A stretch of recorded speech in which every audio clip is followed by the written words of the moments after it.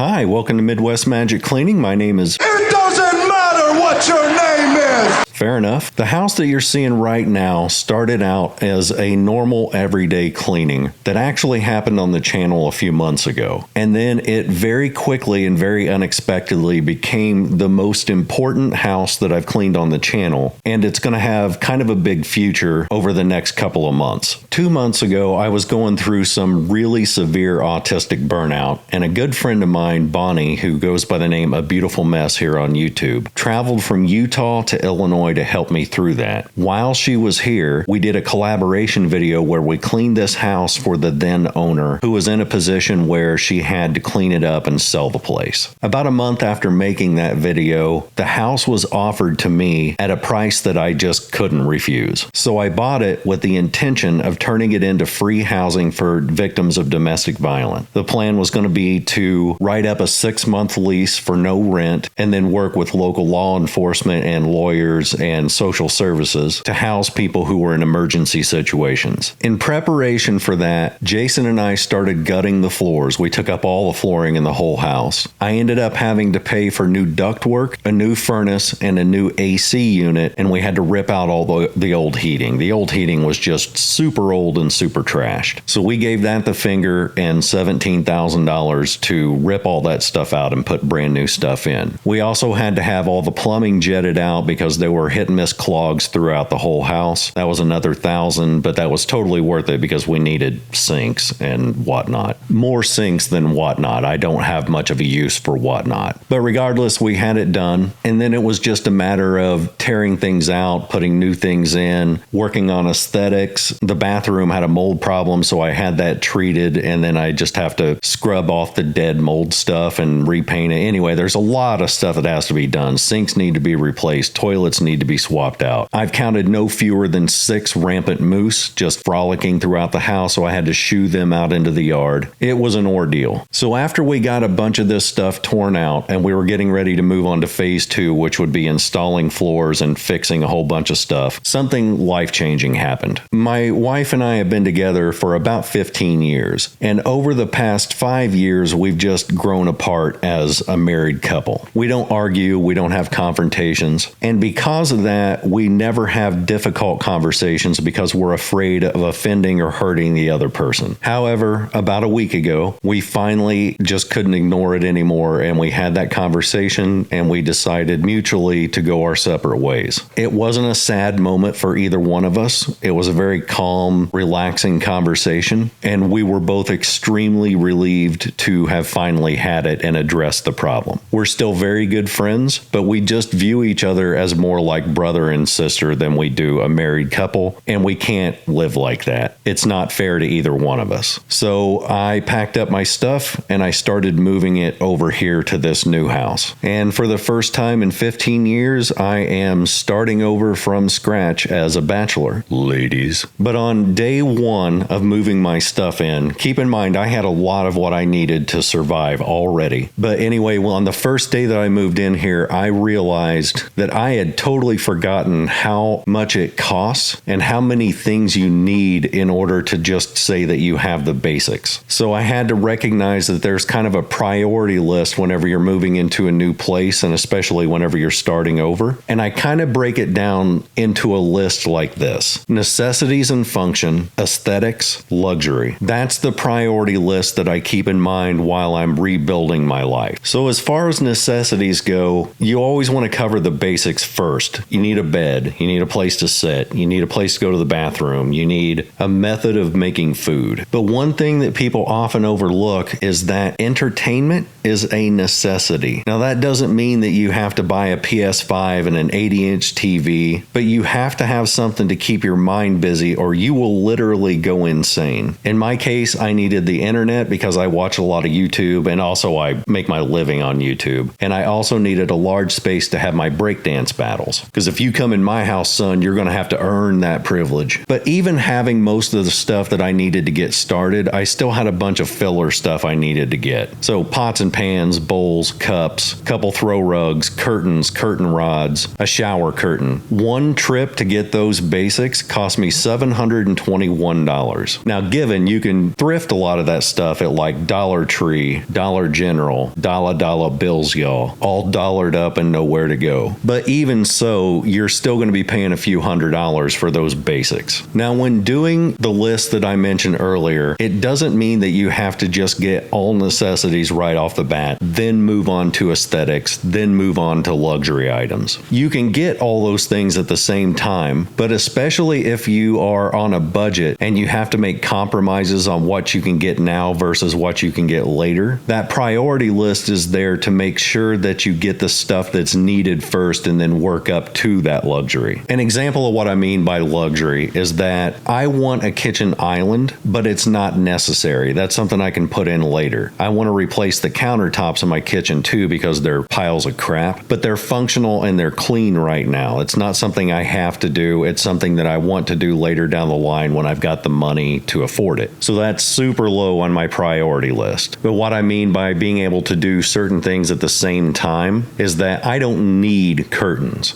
but my neighbors need me to have curtains. Technically, those are aesthetic, but it doesn't hurt anything for me to just get those at the same time as I'm getting the necessities. But since I'm also trying to budget, I didn't get new curtains for every window in the house. I got them for the rooms that are the most important. My bedroom so I can block out sunlight, my bathroom so that my neighbors don't see too much of me, and my living room because that's where my computer is and people outside my window don't need to see what I'm looking up.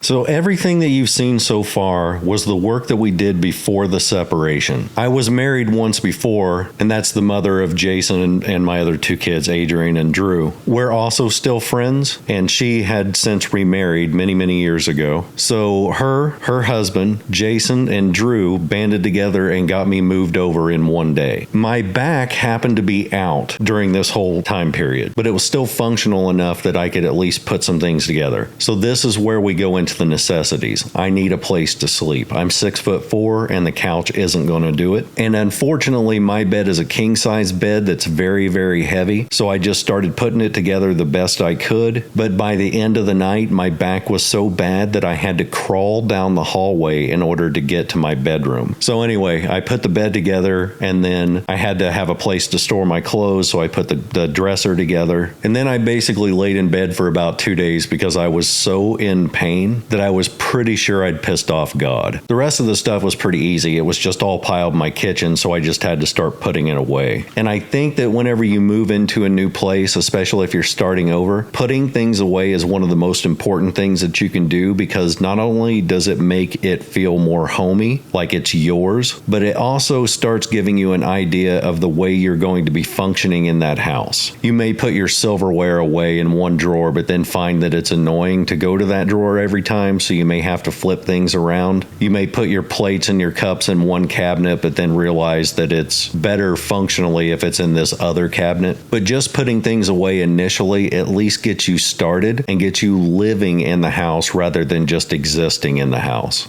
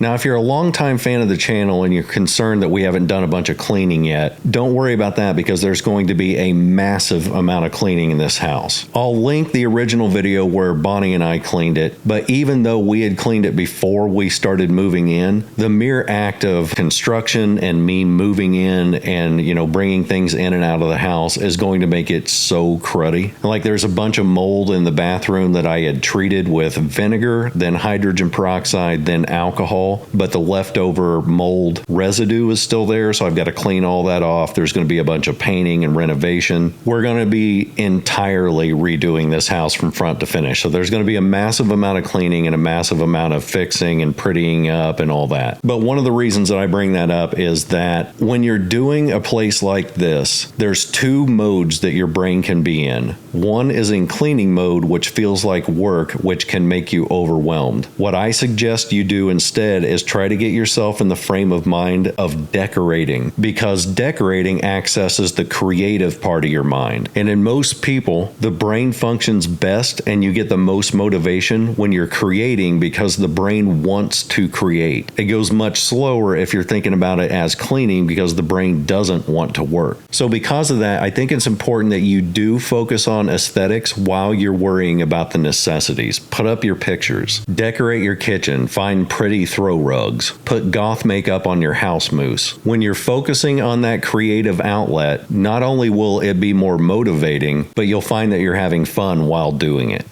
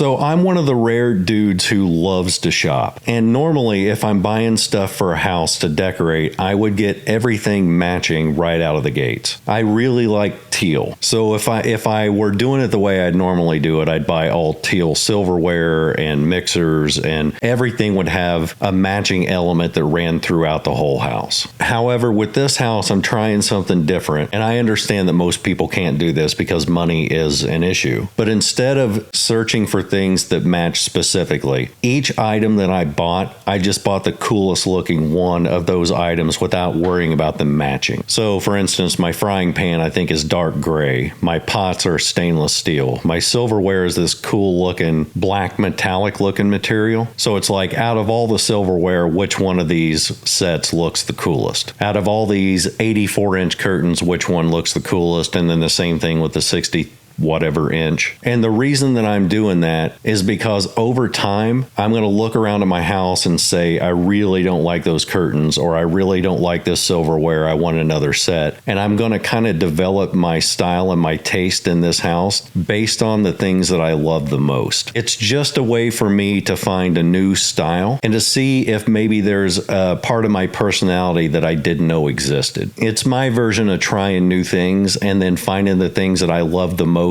out of all those purchases, and then base the rest of my decorations around those. Then anything that I don't like, instead of just throwing away and wasting it, I can just give those to people who need them. Or I could just spin kick those things so hard that they atomize and they just evaporate back into the atmosphere. But even though this house is currently in a trash state with no floors and walls that look really bad and the bathrooms are trashed, just the simple act of putting things away and doing a few minor decorations makes it look and feel more homey. I consider all that to be a necessity, and then my version of aesthetics is going to be painting, redoing the floors, redoing the bathrooms. Then when I move on to luxury, it'll be a case of, let's see if we can build a kitchen island. Let's replace all the appliances. A clone of myself whose sole purpose is just to high five me when I'm feeling down.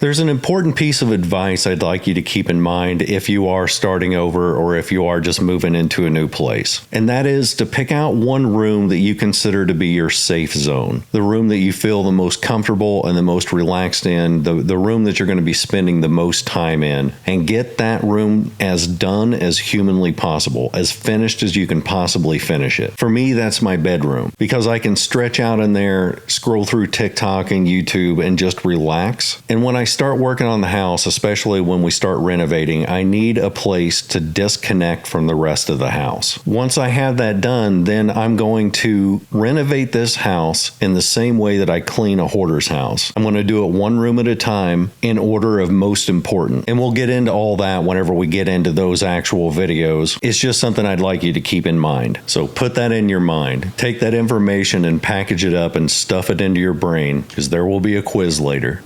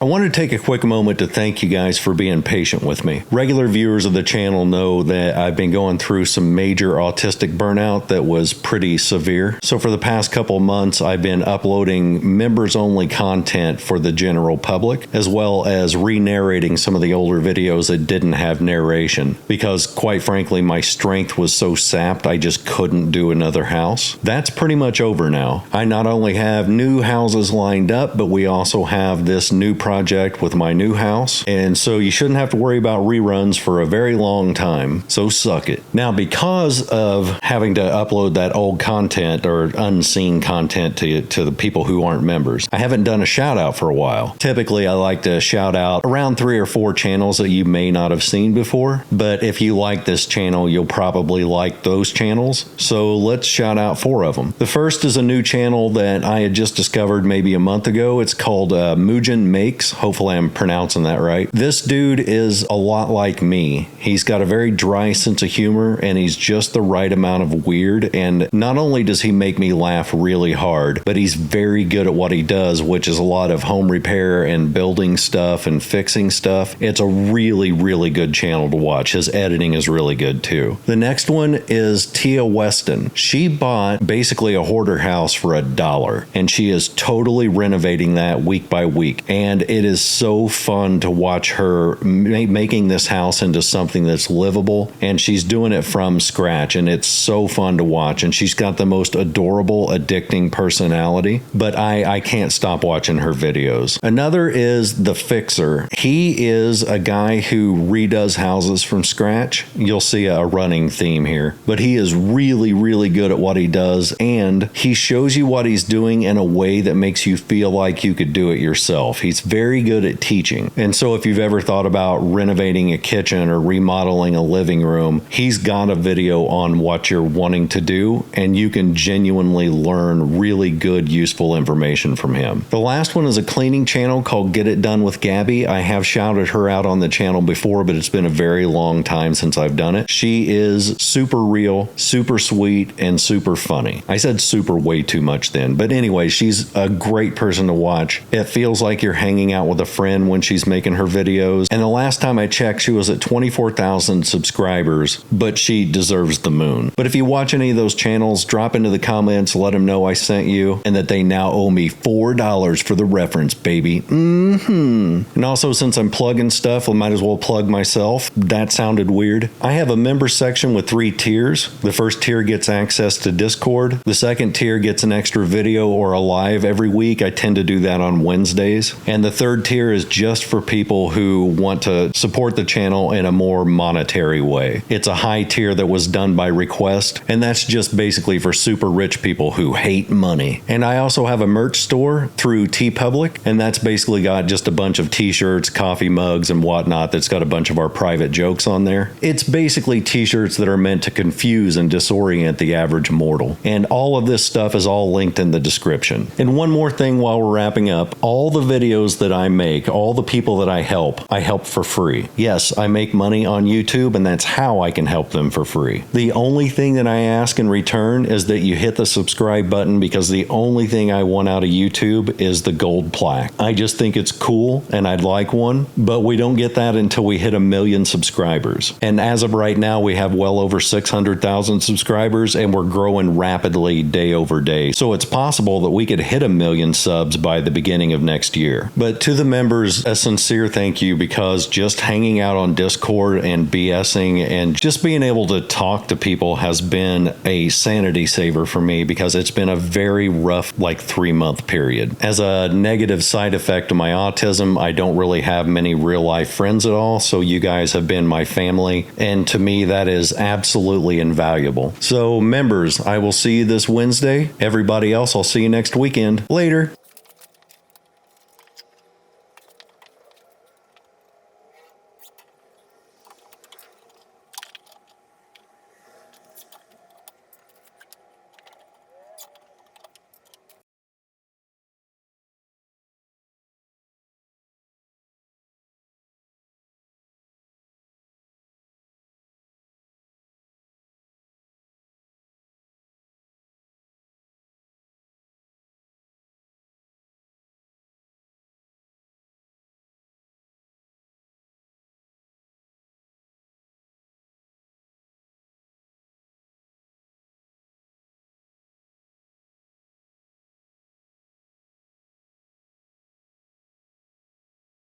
Hi, welcome to Midwest Magic Cleaning. My name is Mac Friday, and I am always 50% off. Oh yeah. So what you're watching this week isn't really what I'd call a part 2 of a series, but it's a continuation of a set of videos that I'm doing about starting over. I recently became single. Don't worry, it was mutual. We're both very happy, very relieved, and we're both friends. And it happened around the same time that I bought a new house. I bought the house for really cheap, and really at a price that I couldn't turn down, and I was going to do other things with the house. I was going to do some charity work with it. But once the separation happened, it made more sense for me to just move in here. The problem with buying a house for really cheap is that they typically take a lot of work to get, up to standard. And this house is definitely no exception. It's not like an aesthetic thing. There are functional things in this house that desperately need to be fixed. And in the first video, I explained how whenever you're moving into a new place, there's a priority list that I like to go by. And that is necessity and function, followed by aesthetics, followed by luxury. Now, that doesn't mean you have to do this group first, then move on to this group, then move on to this group. You can do some of those things at the same time. And sometimes the things that you think of as necessities aren't truly necessities. They're just really good, beneficial things to have. So for instance, in this video, I will be installing my washer and dryer. I don't need that to live, but it saves me a ton of time in having to go to the laundromat and pretend I'm not a psychopath in front of other people in public. And then they have restrictions like they don't want you to wash your chainmail in their washers. If you want to wash the clothes that you're currently wearing, they frown upon you taking those off, or even worse, just jumping in the washer and just riding it out. But anyway, getting that washer and dryer for me is as close to a necessity as you can get. So in this video, the first thing I'm going to start off with is hanging up some curtains, because there's a 9.5 foot wide window in my living room, and across the street some people have noticed that there's what they thought was a church. That used to be a church, but it was actually bought out and converted into a small school for autistic kids. So the curtains become a necessity for two reasons. One, the sun just pours through that window and reflects off the TV, and there's no place I can put that TV without a big glare. And two, I can't really function in my living room without curtains. Like if I wanted to ride a moose shirtless in my living room, I've got all those little kids looking in and seeing what I'm doing, and then they want to ride the moose, or they want to ride me, and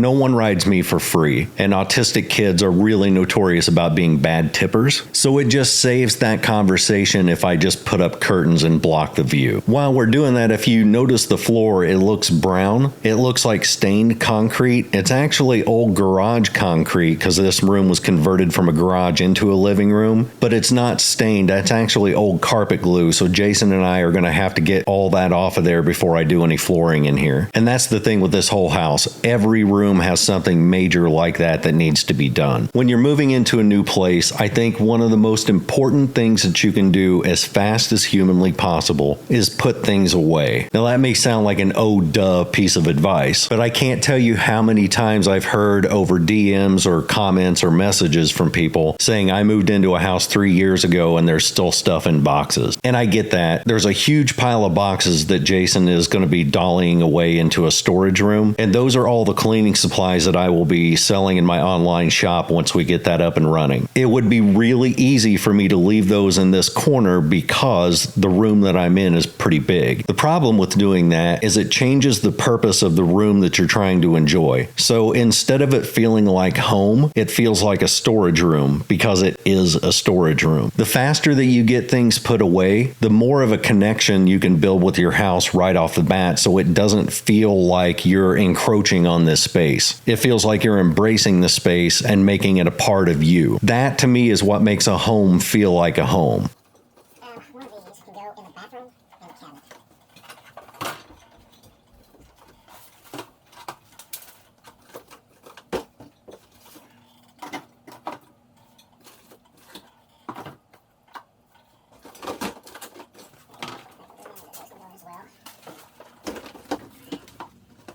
So I would just take this whole thing in and actually put this in here, here, here. Yeah, just take that whole thing in there.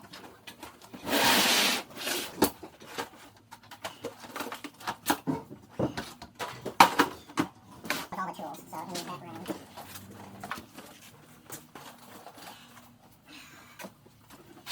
These can all go in there as well. I think we're going to wrap up here in just a few, and then we'll get into other. Once we got all that main stuff put away, we had to hook up my washer and dryer, because at this point in the week, all my clothes smell like cheese balls. So we really needed to get these things hooked up so I could actually wash my clothes and smell like an adult. Now you're going to be seeing a whole lot of Jason in this video, because a week ago, I threw out my back so badly that I couldn't walk for at least 2 days. I mean, I had to physically crawl to my bed one night. It's about 50 to 70% better than what it was, but I'm still walking with a cane, because if I put weight on my right leg, it hurts so bad in the lower part of my back that it takes my breath. I've dealt with this my whole life. The only cure for this for me is just time. Rest in my back, make sure I'm not lifting anything stupid heavy, and making sure I'm asking for help, because I am still like a stubborn dude. It's hard for me to ask for help or even accept help, but I'm finally gritting my teeth and asking for that, and Jason has been super cool about making sure that I'm not overdoing it. So basically, most of this week I've just been wasn't telling him, I need to do this, here's how you do it, and then he just jumped right in and followed instructions. And that is how he learned to spin kick the elderly, son. Oh yeah. I gave him the instructions and he gave them a whooping. That's just the way it goes. Twist from the hip and aim for the lip is what I told him. So anyway, he got a crash course in how to hook up a washer and dryer. Now you're going to be seeing me doing a bunch of the hands-on stuff. And even though I was teaching him what I was doing, the work that I was doing in there wasn't,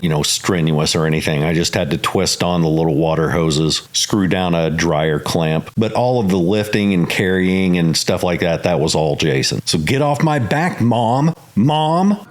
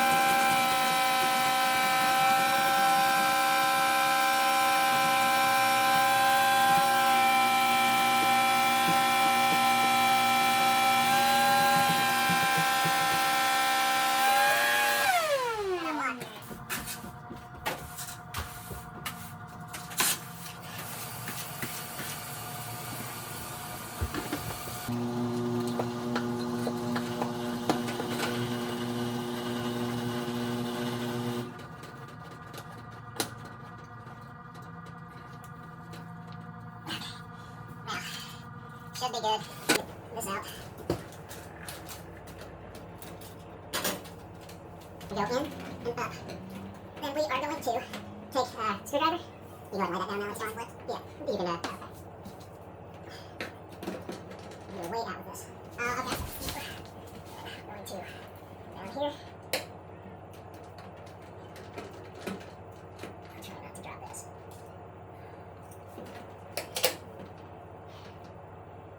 I was going to say this should clip in here. That's the part I was confusing me.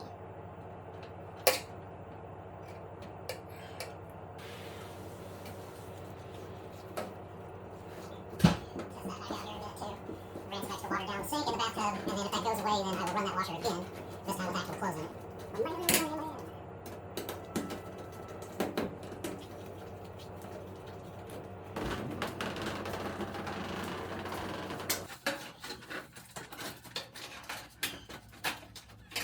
After we got that done, I had to turn my attention to the bathroom because I think this is another necessity. Aesthetically, it needs an update because it's got old flooring, the sink looks terrible, the medicine cabinet and lighting are just bad. But there are functional problems with this as well. And redoing one thing means that we might as well redo the other. For instance, the toilet flushes really slow and it has nothing to do with the pipes. It flushes slow because it was made in 1984. It's a 40-year-old toilet. So that needs to be replaced entirely. And I already bought one that's taller than a normal toilet. And since I'm taller than a normal human, I decided just to swap those out. The shower backing was made in the 1970s or 1980s, and it's that weird yellow color that looks like it didn't start out that color, like it became that color over time. When I pulled on that to see how it was attached, it basically wasn't. They had tacked that up with some construction adhesive, and it didn't really stick, and you could just pull that off with 2 fingers. And when we finally pulled that off, we found that a bunch of the cement board had crumbled. So I'm going to have to cut all that out and replace it. There's also this really terrible fake plastic tile stuff that's wrapping around the room, and even though that's an aesthetic replacement, it also happens to be a necessity because the way that's put up traps moisture and breeds mold. So we're still high on the priority list. We're doing a necessary room, and we're fixing the stuff that needs to be functional. But while we're at it, we might as well do the aesthetics too. do. So we're going to be doing painting. I'm going to retile that shower wall. We'll put in some new temporary flooring and just replace a bunch of stuff that sucks. Since I have another half bath in the other room, we're just worried about demo this week. I have a new roll of bathroom laminate, and it's that kind that you just roll out and then kind of tack it down with a little drop of construction adhesive, then put baseboards over it. So I told Jason to just pull off the old vinyl, but he didn't have to pull all of it up, just all the loose, nasty, sharp pieces. Anything that was loose, just rip off of there. You don't need to go clear down to the subflooring, because after we're done with all this, we're just going to roll out the new vinyl, tack it down, and that's going to be our temporary solution. The reason I say it's a temporary solution is because I say what I want, son. And also because on the other side of the wall behind that bathtub, there's another half bath. It's just me living in this house, and it's likely only going to be me living in it forever. So at some point, I'm going to tear that wall out, turn the other bathroom into a walk-in shower, and then merge this bathroom into that one. So the tub's going to go, there will be a walk-in shower, toilet, nice good sized vanity. And instead of having two tiny useless bathrooms, I'll have one normal size cool bathroom that I can do cool things in. If you get any good looks at the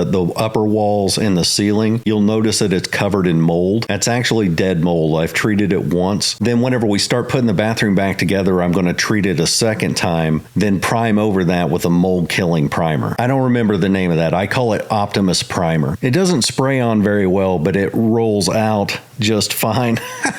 Oh, suck it. Anyway, whenever I merge those two bathrooms together, we're going to redo the floor in faux marble tile. So right now, the only flooring and all that we have to worry about is just stuff that's going to be temporary until I can afford to do a big project like that. You'll also notice that the plumbing on this sink is done incorrectly. One, they're using flex tube, which is not ideal. And then the actual P-trap is not supposed to loop over itself like that. But for right now, it just has to stay that way until I can get a plumber who knows what they're doing to come in and redo it. The sink is also attached to the wall in a very weird way. So rather than take that entire vanity off, I'm just leaving it as is and working around it. When we finally redo the bathroom, we'll be looking for perfection. Right now, we're just worried about good enough and functional.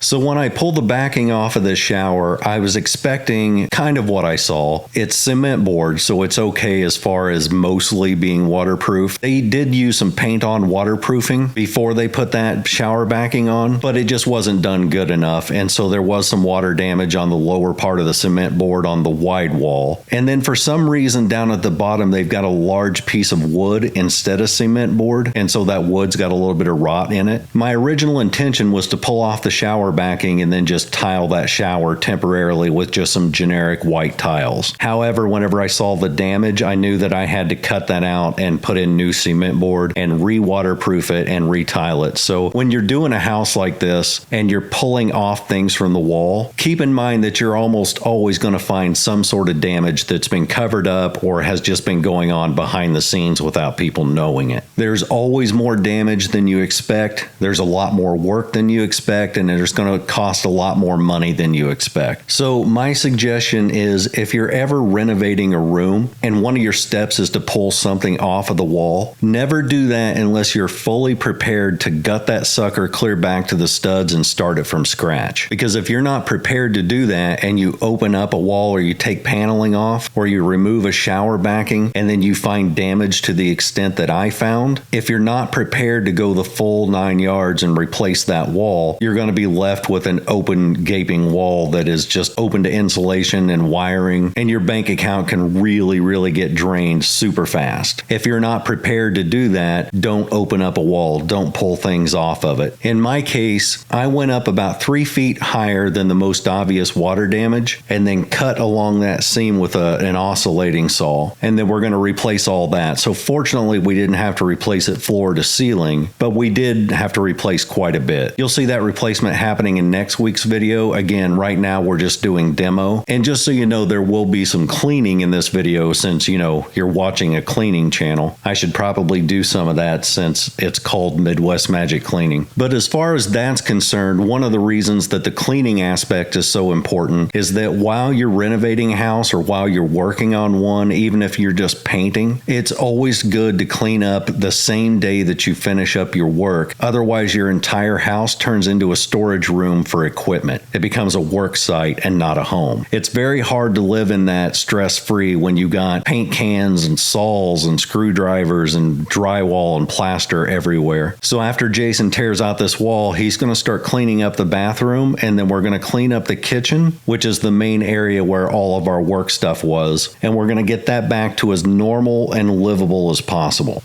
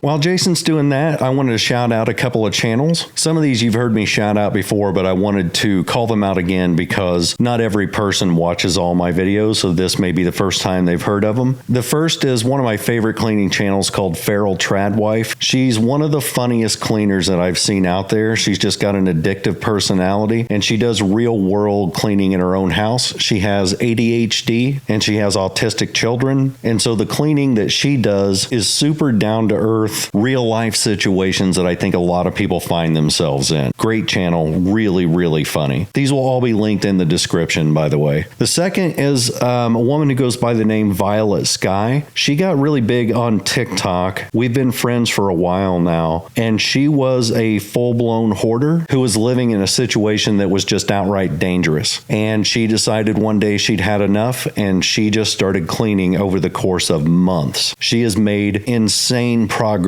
and she's done such a great job. She's going to be making a transition from TikTok to YouTube very, very soon. She started uploading some of her stuff here already, but I'm trying to talk her into making a full transition into YouTube so that she can make money on the videos that she's producing. And also because there's a large audience who's going through exactly what she's been going through, and I think she could help a lot of people. The other is another one of my favorite cleaning channels. It's called Fife Free Cleaning. They're out of Fife, Scotland, and they do what I do. They go into houses for people who need the help. They clean for free. They video them, and then their narration is really cool because it's both of the ladies just sitting in front of a microphone and doing it almost podcast style and just talking about the cleaning and just to each other, and it sounds like you're just sitting down with some friends and having a conversation. It's very, very calming channel. And the last is Remy Clog. We have been friends for a while on TikTok and on YouTube, and a lot of my viewers also watch her. But if you haven't seen her, she's another one of those very real channels who just speaks her mind, and she's got a very good grip on life. She's a very observant person. And so not only are her cleanings really cool to watch, but her narration style is really, really addictive, and she's just a lovely person. And remember, when watching these channels, every subscription counts. It's the same thing with mine. I'm trying to reach 1 million subscribers, and we have a very realistic shot of doing that because I'm well over 620,000 right now, but your subscriptions mean a whole lot. So if you could give those people a subscribe, give me a subscribe, and just let them know that Midwest Magic Cleaning sent you, and that my fee for a shout out is $4.6 million,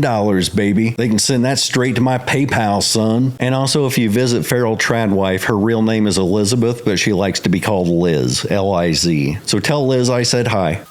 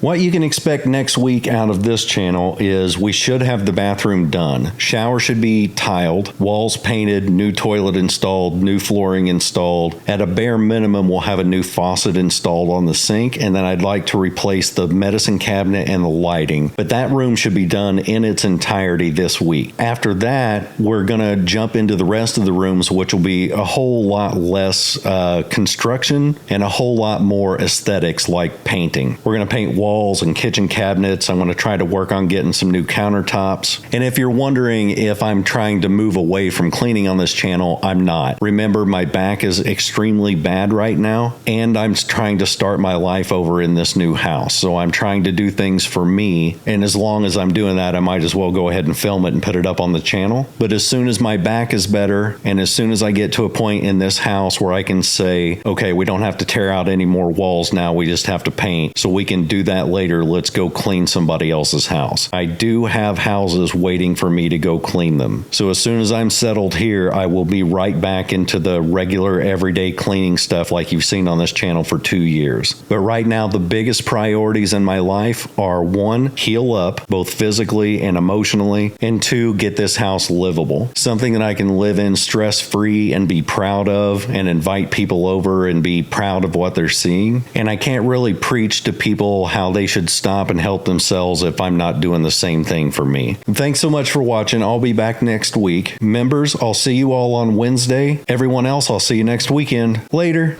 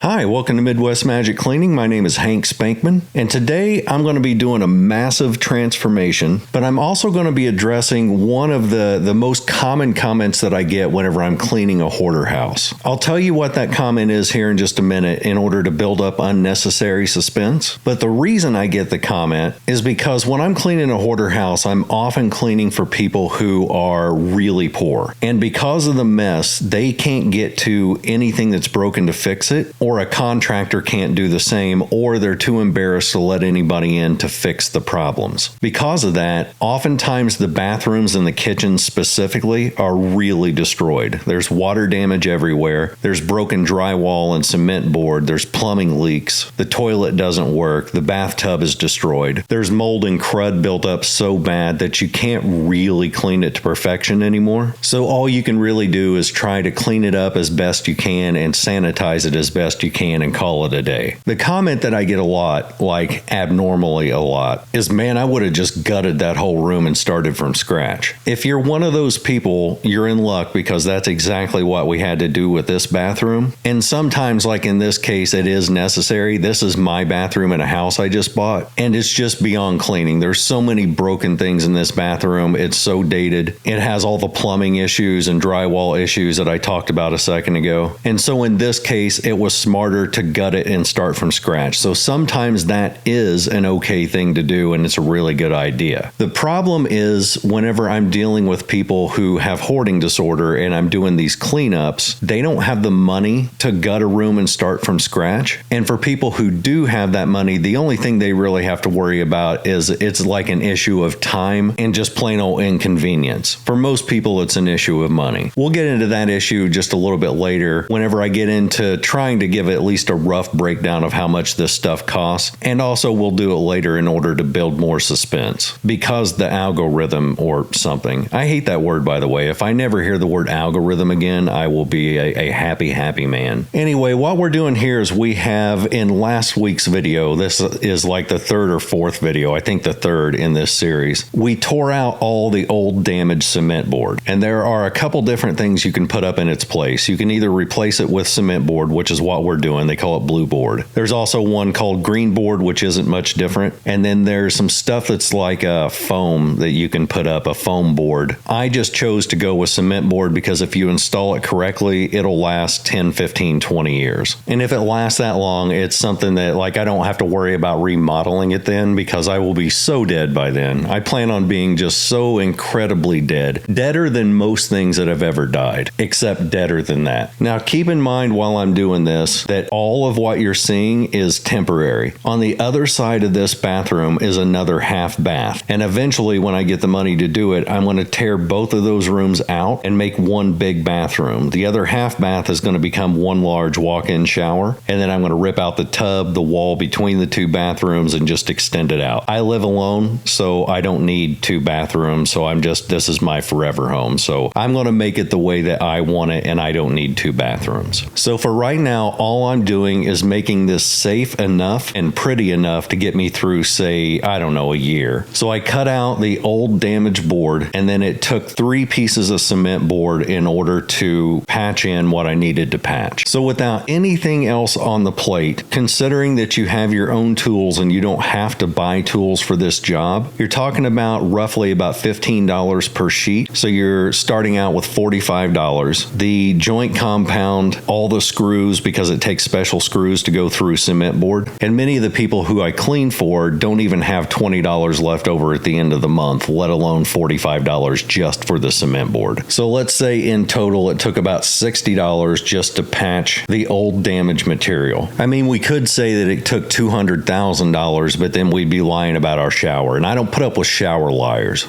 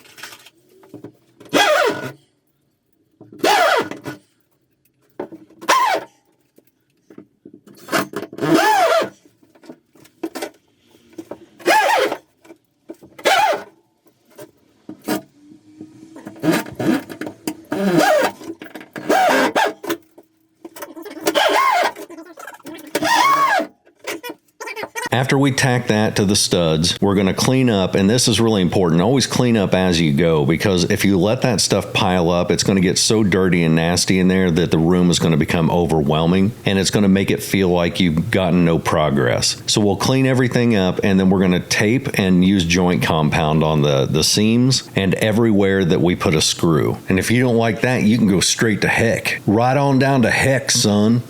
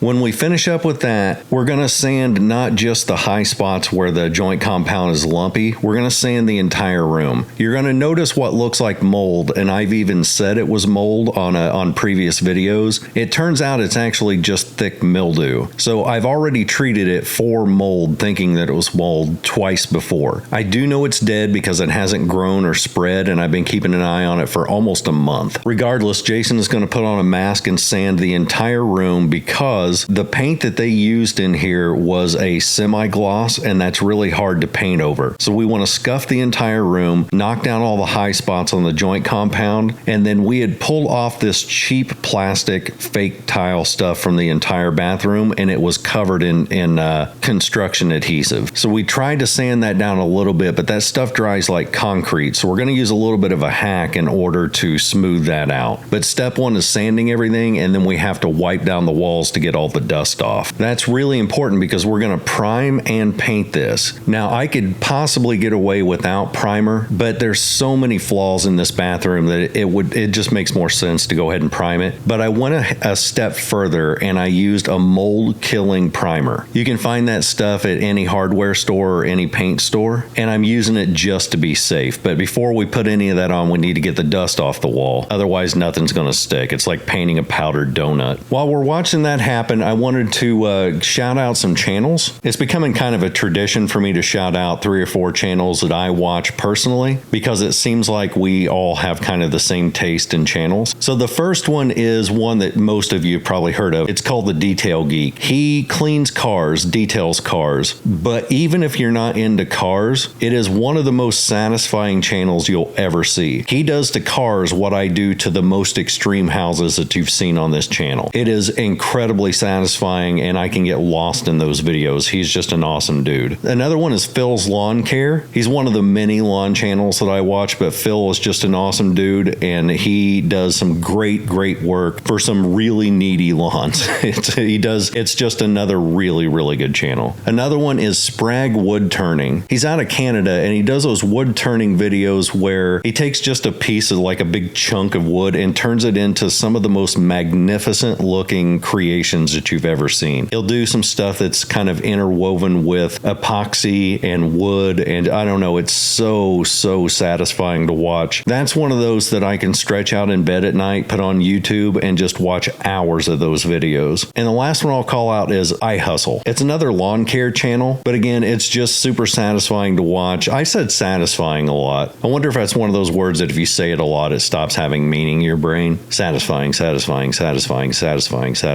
Yeah, it does. Anyway, super cool channel, super cool guy, great heart, and extremely hard worker. All 4 of those channels are worthy of subscriptions, and if you haven't subscribed to my channel yet, we're on the road to 1 million subscribers. We've already got the silver plaque at 100,000, but I really want the gold plaque. I do all of my work for free, and the only thing materially that I want out of the channel is that gold plaque, just because I think it would be super cool to have. And we're approaching 630,000 subscribers already, and the channel's only been around about 2 years, so that's pretty crazy. And it looks like 1 million is entirely possible. Plus, once we hit 1 million, I'm going to just build a gigantic compound, and you can all move in with me, and we'll all make weird culty crafts. Like, we'll craft and sell moose-shaped oven mitts, and that'll be our entire income. We will create a moose oven mitt utopia, a cornucopia of antlers and bliss.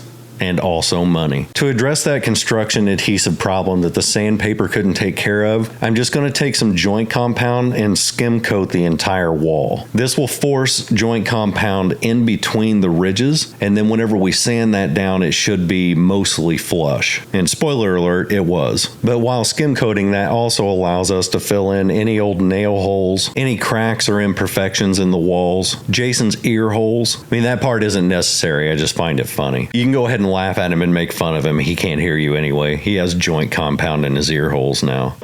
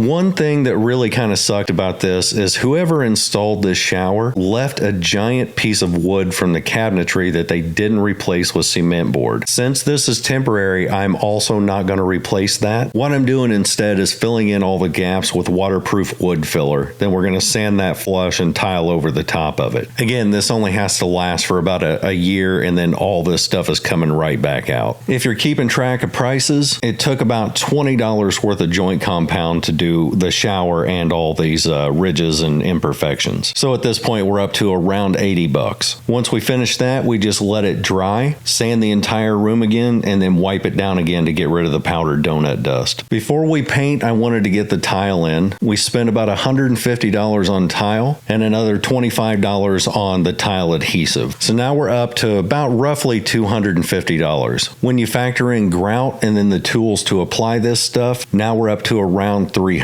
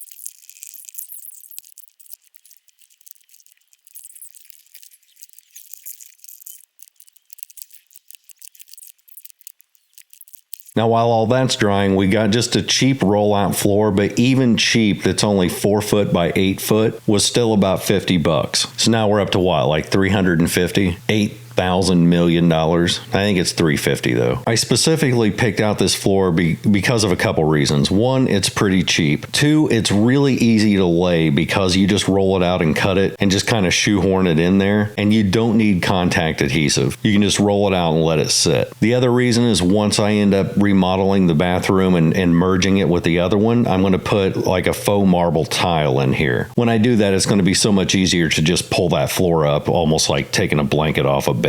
The whole installation of that floor took like 5 minutes tops. Now, for those of you who have watched showers being tiled before, and if you're anything like me, you've watched a billion videos on YouTube about it, you'll notice that I didn't use spacers. These tiles are made with these little notch out things on the sides of them that act as like 1/16 of an inch spacers. So as long as you line these up straight, you don't need spacers, and I didn't want thick grout lines, so I just used the built-in spacers on the tiles. Now, because of that, on video, you're not going to be able to see what color this grout is, and in fact, it's not going to look all that different with grout and without grout. But in real life, off camera, this is a really light gray. It matches the floors and the shower curtain. One thing I didn't know until I watched 100 billion videos on YouTube about grouting was that you don't really grout the corners of the shower. Just like all materials in a house, as humidity changes and temperature changes, these things expand and contract. And if you put grout in the corners, it's eventually just going to break out anyway. So you grout everything else, and then in the corners you caulk.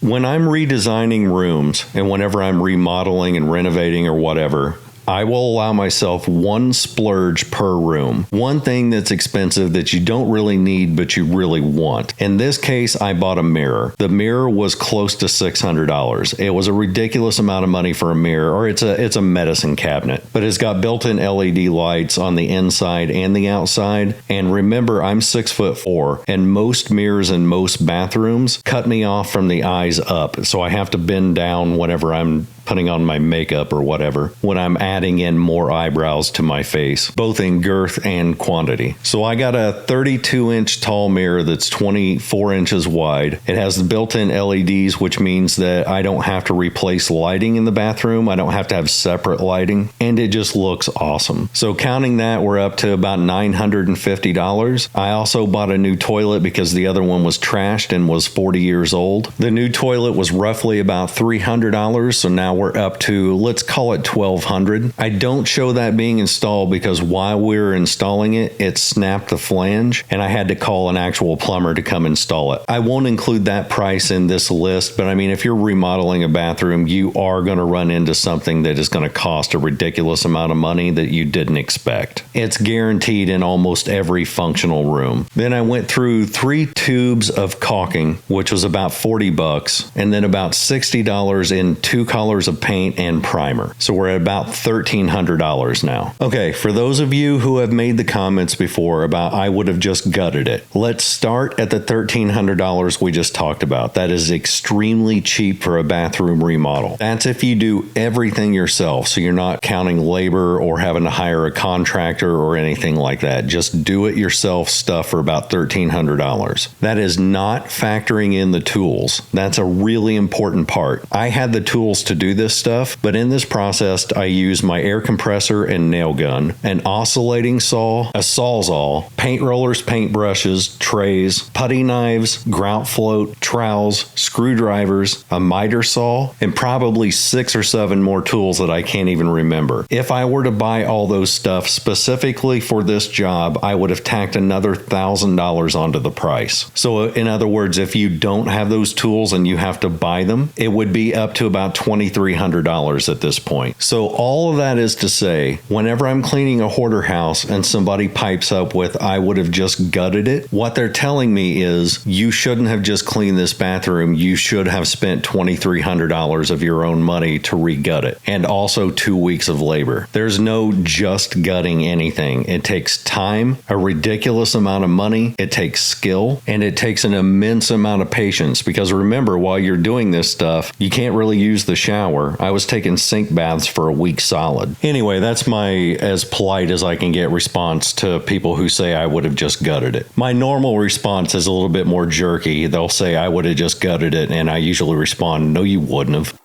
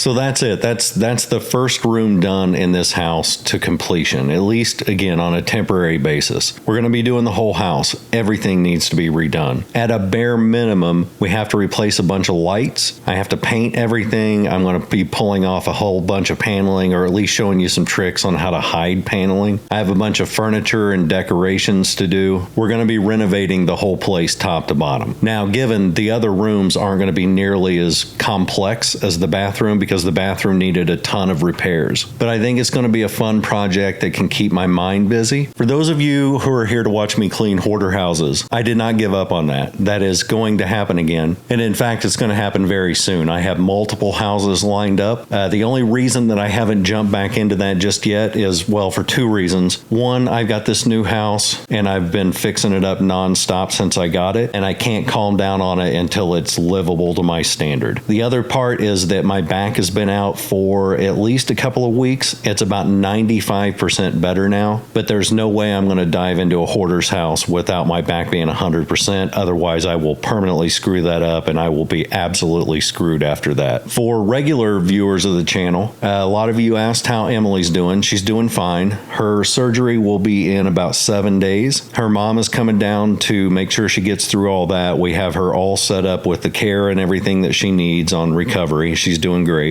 Jason is doing great too. I just put him on paternity leave. They have not had the baby yet, but it's going to happen any day. So I just let him off because you never know when her water's going to break and then he's going to freak out, and they're going to be rushing around and doing all the things that you do with a first-time child. That should happen any day. As soon as they have the baby, I will get pictures and video and give you guys all an update, but that's happening anytime. But yeah, he won't be in the next several videos because I'm giving him until January 1st for paid paternity leave. That's something I was never afforded in any job that I've ever had, and I think it's extremely important for not just the person's sanity, the worker's sanity, or in this case my son's sanity, but also because that's a really important time to bond with the baby, and all the craziest, most anxiety-inducing stuff always happens on the first child in the first few months because you have no idea what you're doing. No one has any idea what they're doing. So I want him to have all the time that he needs to get that through his system and to turn him into, what I know will be a responsible, awesome dad. And he can't really focus on that if he's worried about helping me with these cleanups and all that stuff. So I think that jobs should provide paternity and maternity leave standard. And not just leave, but paid leave. I believe that should be standardized in all jobs. So suck it. Anyway, thanks for watching. I'll be back next week with some more updates to this house, some more videos, and then once my back is fully healed, which should hopefully only take a couple more days, I'm going to go ahead and set up that first big house to clean, and then we'll get right back to the crazy big giant cleanups that you guys have known me for. Members, I will see you guys this Wednesday. Everybody else, I'll see you next weekend. Later.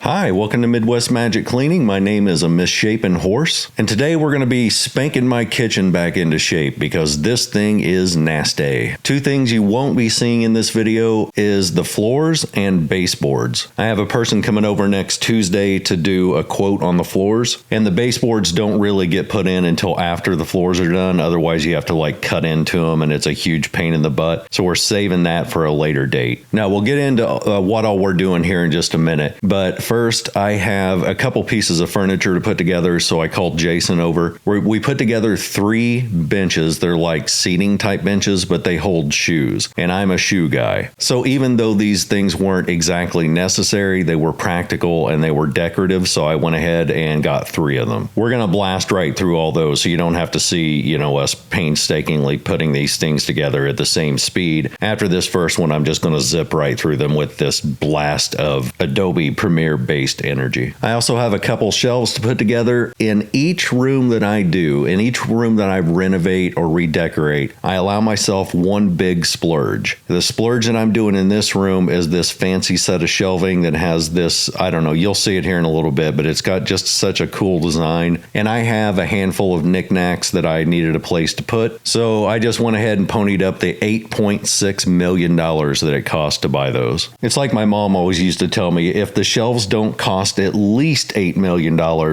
they're not shelves. They're peasant platforms. So anyway, the plans for this kitchen. I don't like the wood that's in here, and half of the wood is actually not wood at all. It's fake plastic looking stuff, like the trim. That's all like a fake oak or I don't tiger butt wood. I don't know my wood. I just know that it's not real. It's fake, and I'm going to paint over it. Now, last week I did the bathroom, and I have a white, gray, and teal motif going on in there. It's mostly white and gray, but then it has little splashes of teal here and there, and that's just enough to break up the monolith of white. The whole house is going to be based in 4 primary colors: white, a little bit of black, gray, and teal. The thing is, I don't want to have every room to have those specific colors in their entirety. The reason is because it ends up being too much of a good thing, and then the rooms, instead of flowing into each other, just feel like one big slap together project that you did all at once. So in order to alleviate that, I'm doing some rooms in just black and white with a little pop of, maybe teal oven mitts or whatever to hang on the drawers. Maybe a teal clock, something small that just gives a little tiny bubble of color. One room may be gray and white. One room may be all white with one huge big accent wall that's entirely done in peacock teal. That way, those 4 colors are used throughout the house, but they're not all the same color scheme in every single room. This room I'm going to do in black and white, and then it's going to have that 1940s checker pattern on the tablecloth and the backsplash. I haven't done this in this video, but I will be getting a Teel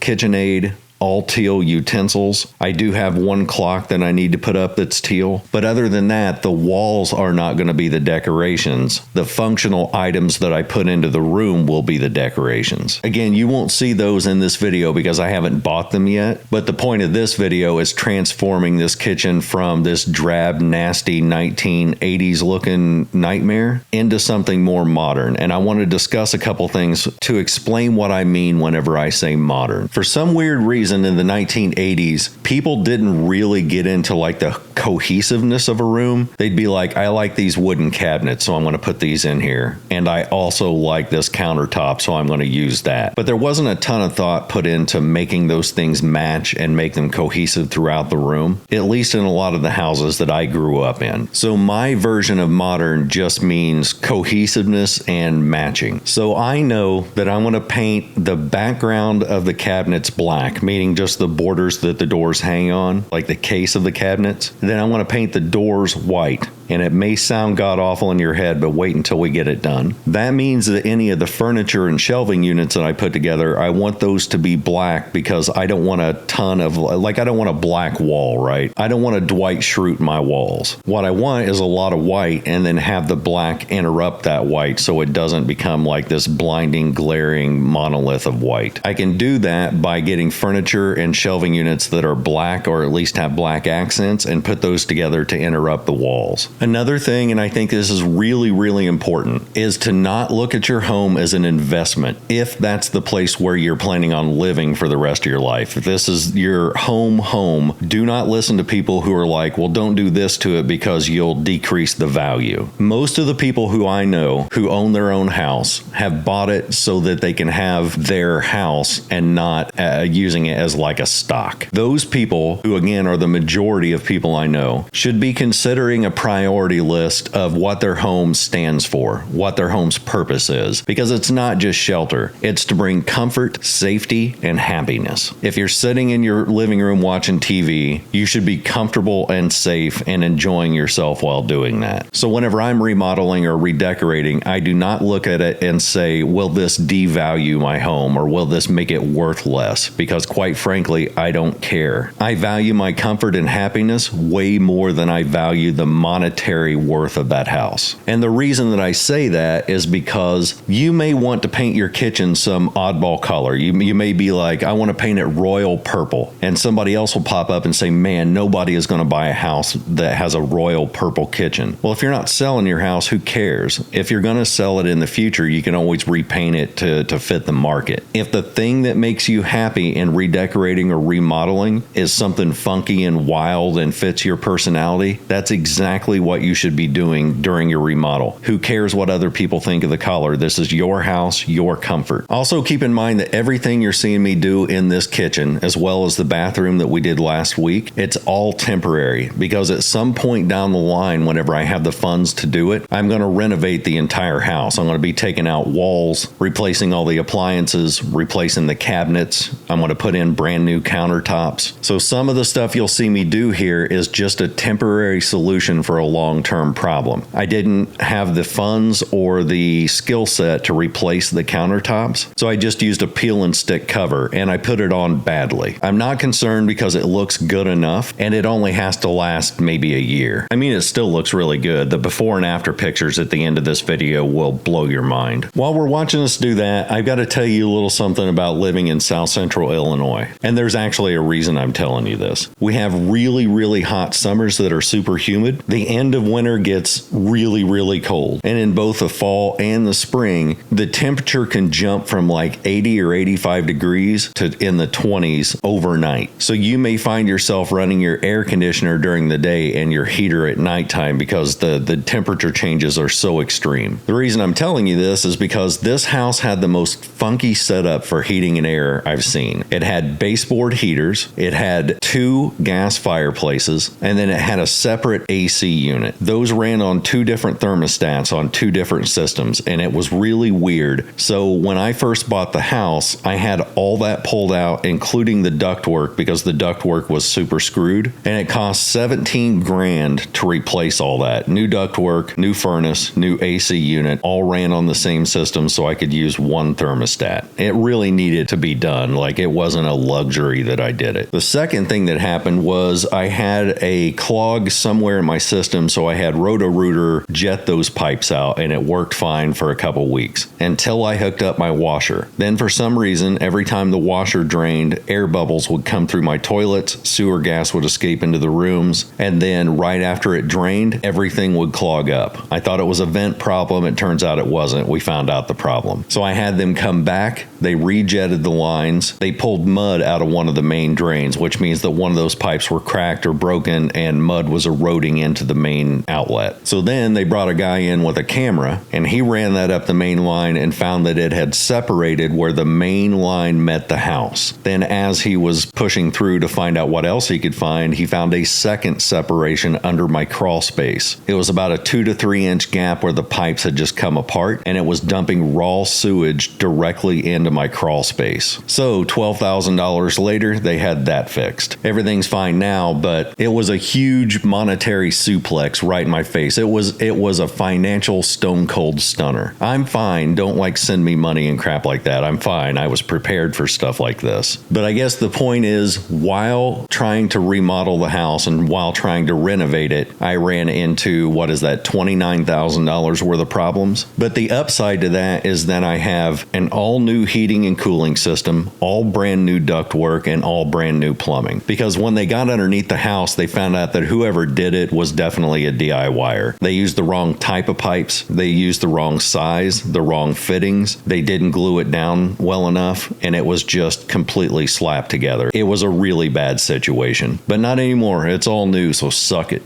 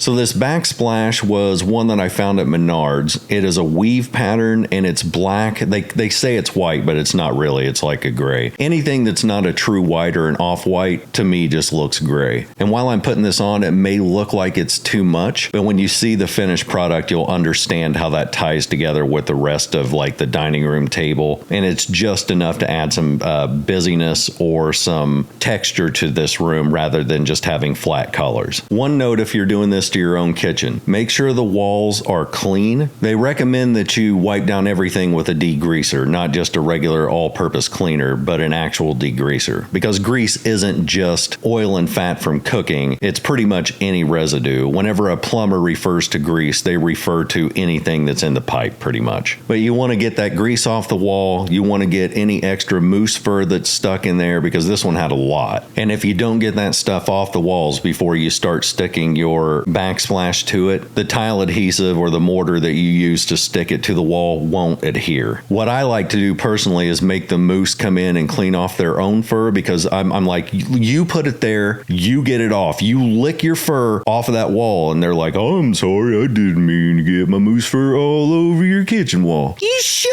up, moose! You get over there and lick that fur! Okay, I'll get it clean. Shut up, you talking moose! But once that's done, all the mortar and stuff goes on pretty easy. I'm using a 1/8 inch trowel. I think it's called a trowel. It's a thing, an 1/8 inch toothy thingy. Whenever you're using tiles that are smaller than like 8 inches by 8 inches, you don't have to back butter those, meaning you don't have to put the mortar on the back part of the tiles. You do, however, have to cut those tiles to shape because you're going to have some that meet a wall and they'll have these little overlap tiles that stick out further than the rest. It's kind of like a jigsaw puzzle piece. You can use nippers, which I use to get some of those off, or if you have to make bigger cuts, I use a diamond tip grinder blade. I'm going to cut out those noises in this video, by the way, because it was pretty high pitched and noisy and gross sounding. It was kind of like except really, really high pitched.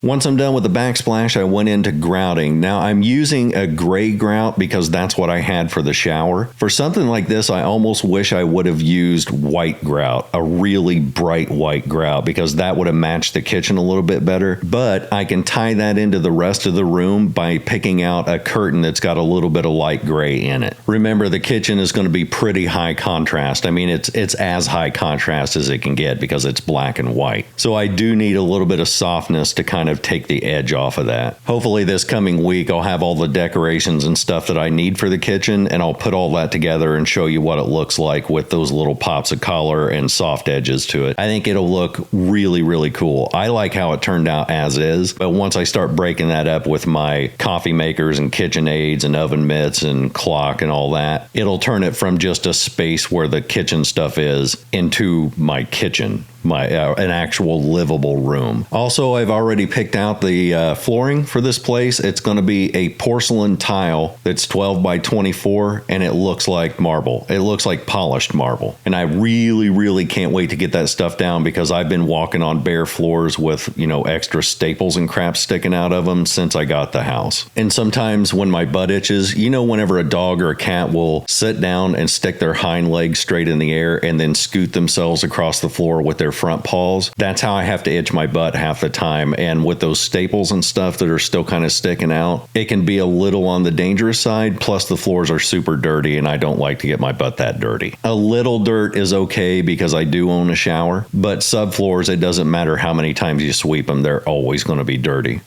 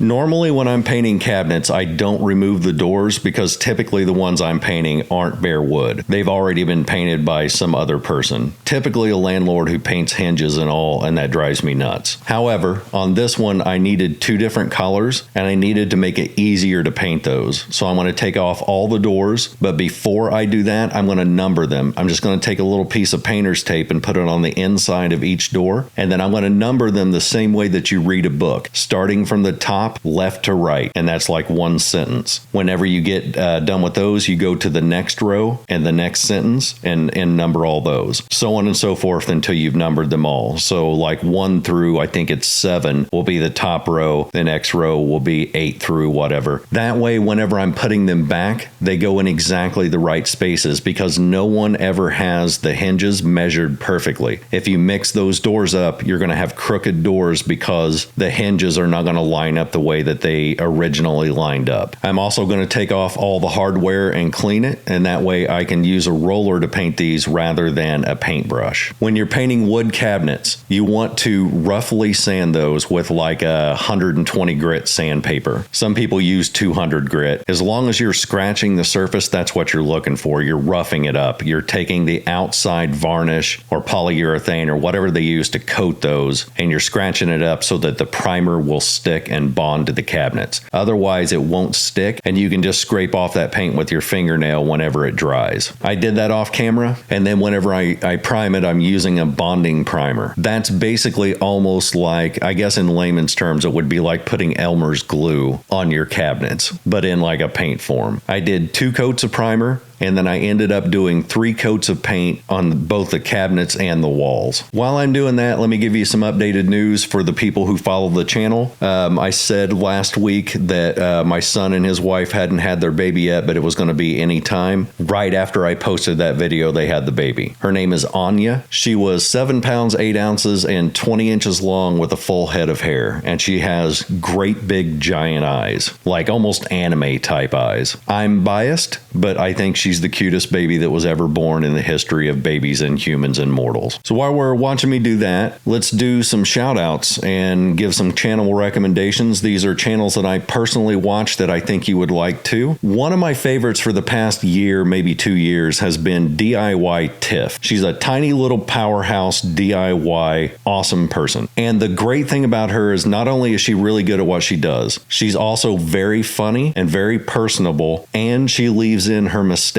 It's so rare for a DIY type channel to do that, but she will leave in her mistakes and confront them and show how she fixes them. And if she's doing a project and it turns out that she doesn't like it, she will straight up tell you that. Great channel, very addictive. The next is The Handyman. He does like straight up handyman contractor type work. He shows you how to do it, and he's also very funny. I've learned a lot from that channel, and like just watching his videos has helped me so much in renovating my own house. Great channel. Another one you've heard me call out on here many times, but it's been a while since I've done it. But one of my favorite channels of all time is Post 10. He unclogs culverts. He travels around the country. He camps out in -degree weather. He goes to old abandoned buildings. It's just, I don't know how to describe it, but it's one of my favorite channels. He's so fun to hang out with. And it's one of those channels where if you haven't seen it, it's hard to describe it to you, but once you've seen it, you're like, oh, okay, I get it. The last is called Glue Guns and Roses. She does DIY stuff, but not like the Handyman does or DIY Tiff does. This is more of like a crafting channel and DIY decorations and just super fun stuff. She has a very good narration voice, and her editing is really good. And just by watching her channel, you can find all kinds of really cool ideas for decorating for holidays and whatnot. Just a really good channel. Nice, fun, and relaxing. All of those channels could use your subscriptions, and I could use it myself. We are on our way to 1 million subscribers. We have broken 635,000 in 2 years. At the current rate of growth, we should break 1 million by this time next year at the latest. I do all of my cleaning for other people for free, and the only thing I've ever wanted in return is the gold YouTube plaque. It doesn't cost anything to subscribe. Just hit the subscribe button, and that helps out this channel more than just about anything. And also, you will do it. I'm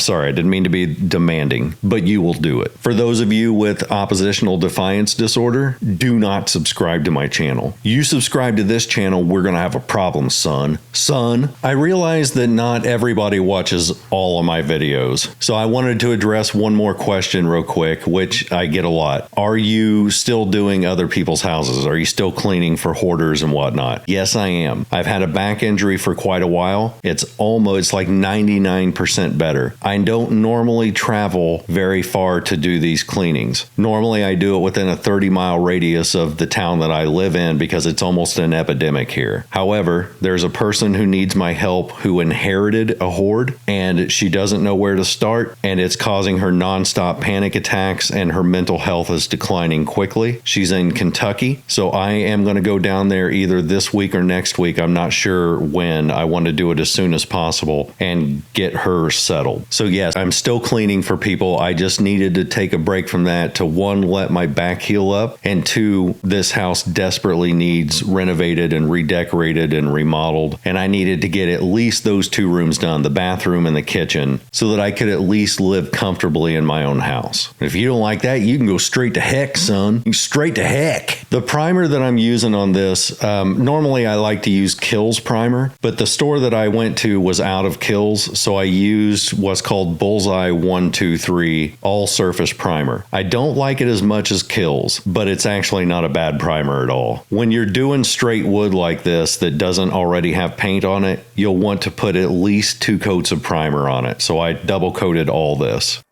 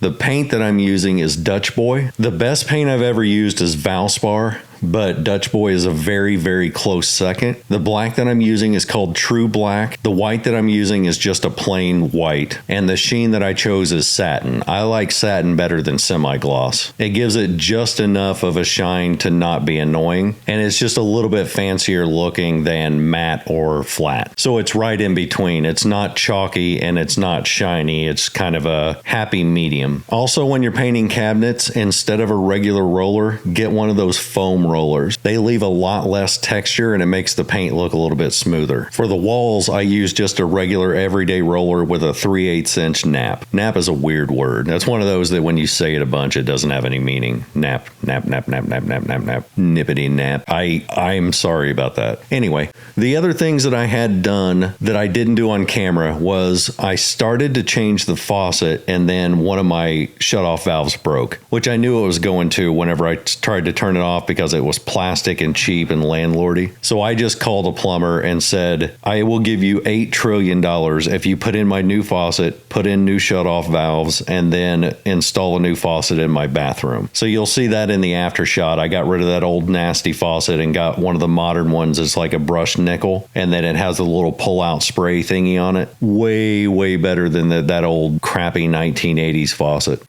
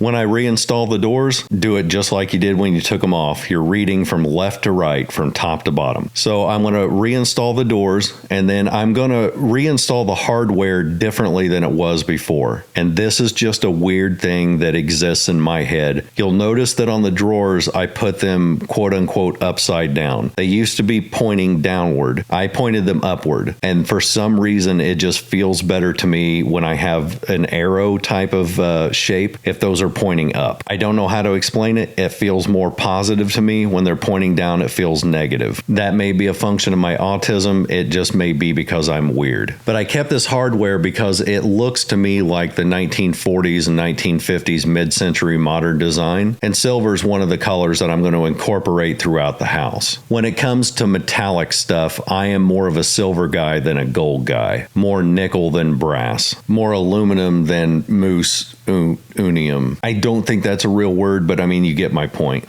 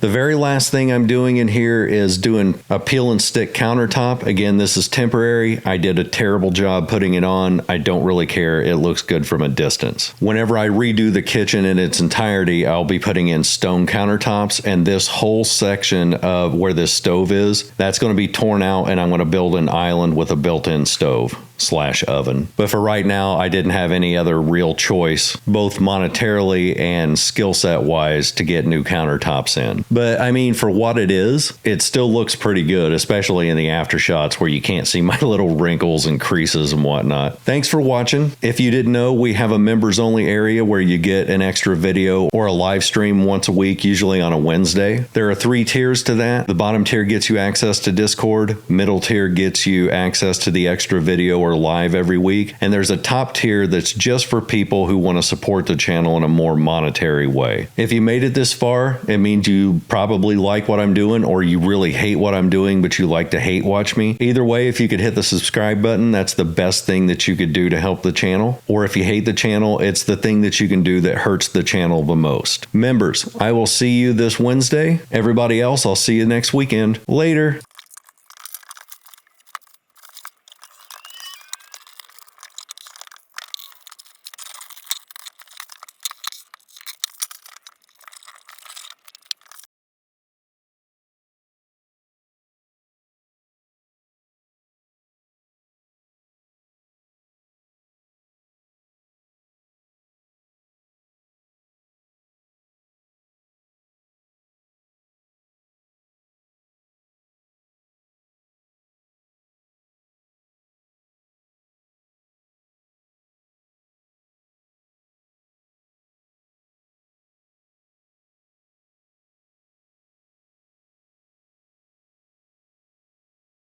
Hi, welcome to Midwest Magic Cleaning. My name is Meh, and today's going to be kind of a short video because by the time this is published, I will be on my way to Kentucky. For those of you who've been wondering when I was going to get back to cleaning really messy houses, well, that's exactly what I'm getting ready to do. I normally do not travel this far for cleanups. However, this one is a really special story, and I'll give you a heads up on what you can look forward to next week. Meanwhile, in my own house, I have some rooms that aren't painted yet. My floors aren't done yet. I'm going to be tiling all my floors in sort of a polished porcelain tile in a herringbone pattern. And by I mean I'm going to pay somebody else to do it because I don't have that much energy. So what I'm doing in this video is I'm making my house look as homey as possible before I head out to Kentucky. And the simplest way that you can do that is simply put your stuff away, clean up your clutter, and hang pictures. Hang any sort of decorations on your wall that you can. The more of your style goes onto your walls, the more it's going to look like your house, and more importantly, the more it's going to feel like your house, rather than just a place you're staying. Now, a lot of you I know will have sort of a no-duh reaction to that, but there's a whole lot of, let's say, college-age kids who are going to get apartments or dorms for the first time, and it's not going to feel like their house, and they're not going to know why. And it really does boil down to covering up nail holes in the walls, putting up your own decorations, hanging curtains that match your style. The other thing that I'm doing in this video is, on the last one you saw me renovate my kitchen and remodel the kitchen, and I painted it a black and white combo, which looks really good whenever it's done, but there's two problems with that makes it look unfinished. One is that it's really, really neutral. There's no real color that breaks that up. And two, it's super high contrast. So again, the solution to that is color. So all I'm going to do to make the kitchen feel like my house is I'm just going to start adding in a ton of teal decorations. I bought a little clock that's really cool. It comes in a bunch of squares and you just stick them to the wall. I also bought a teal knife set, teal utensil sets, a couple of teal colored candles. I've got teal oven mitts, and I bought just enough of that stuff to make little splashes of color around the kitchen to break up that neutral and that contrast. So suck it. Now here's one of the things that I really want to impart on you when decorating. Don't worry about what's in this season. Don't worry about what went out last season. Do not concern yourself about whether your kitchen looks too 90s or too 2010s. This is your house, your rules, your rooms, and they should be decorated with your personality. My style is a high contrast neutral palette with little punches of color, little spin kicks of color right in your face hole, right in your suck hole, right in your cake face.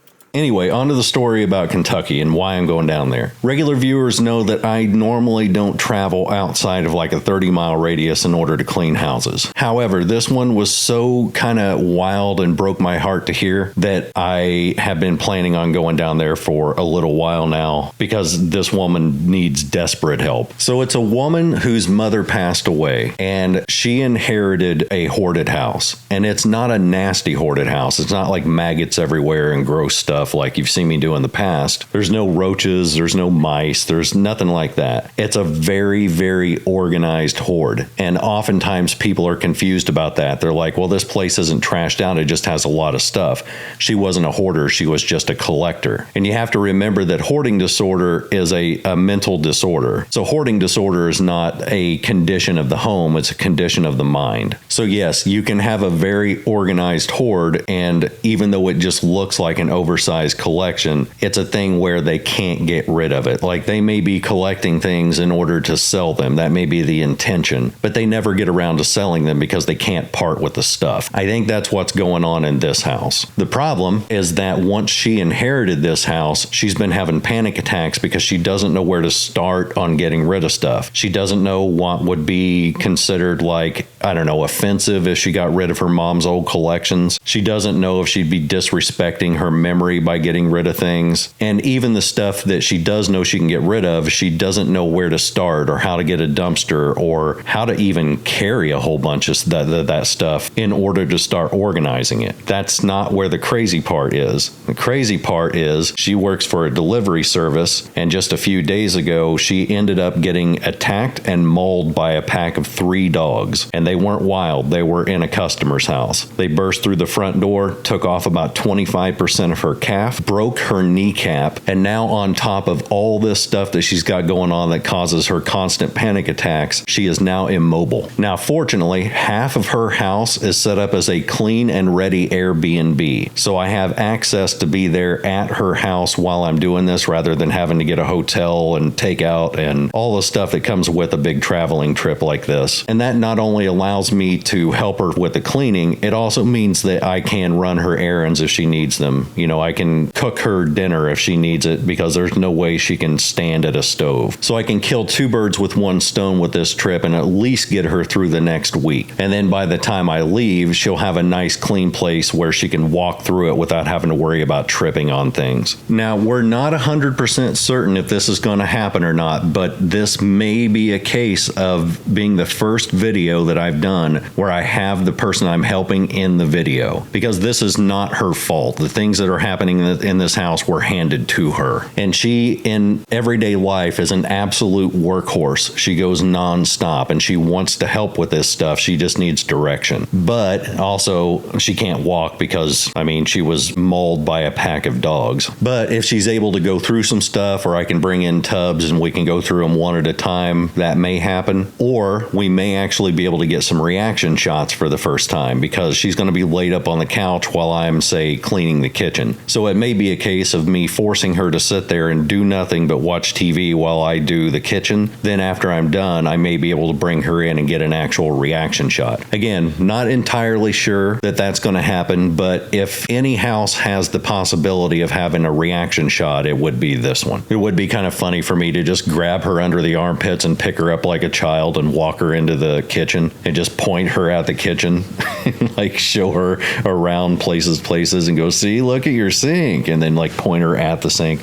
Anyway, that probably won't happen, but it would be funny if it did. So anyway, apologies for the shortness of this video, but I have to get packing. I've got a lot of stuff to bring down there. I've got a week's worth of clothes and also cleaning stuff that I have to bring with me. I have to figure out a place to put my moose because I'm going to take him down and let him roam free through her house. I use him as kind of a measuring stick to where if a moose can get through the kitchen, then she can get through the kitchen because she is much, much smaller than a moose. But also I drive a Camaro, and so I may have to put the top down in order to accommodate the moose on the way down there because it's like a 4.5 hour trip, and there's no way I want to be enclosed with a moose for that entire drive.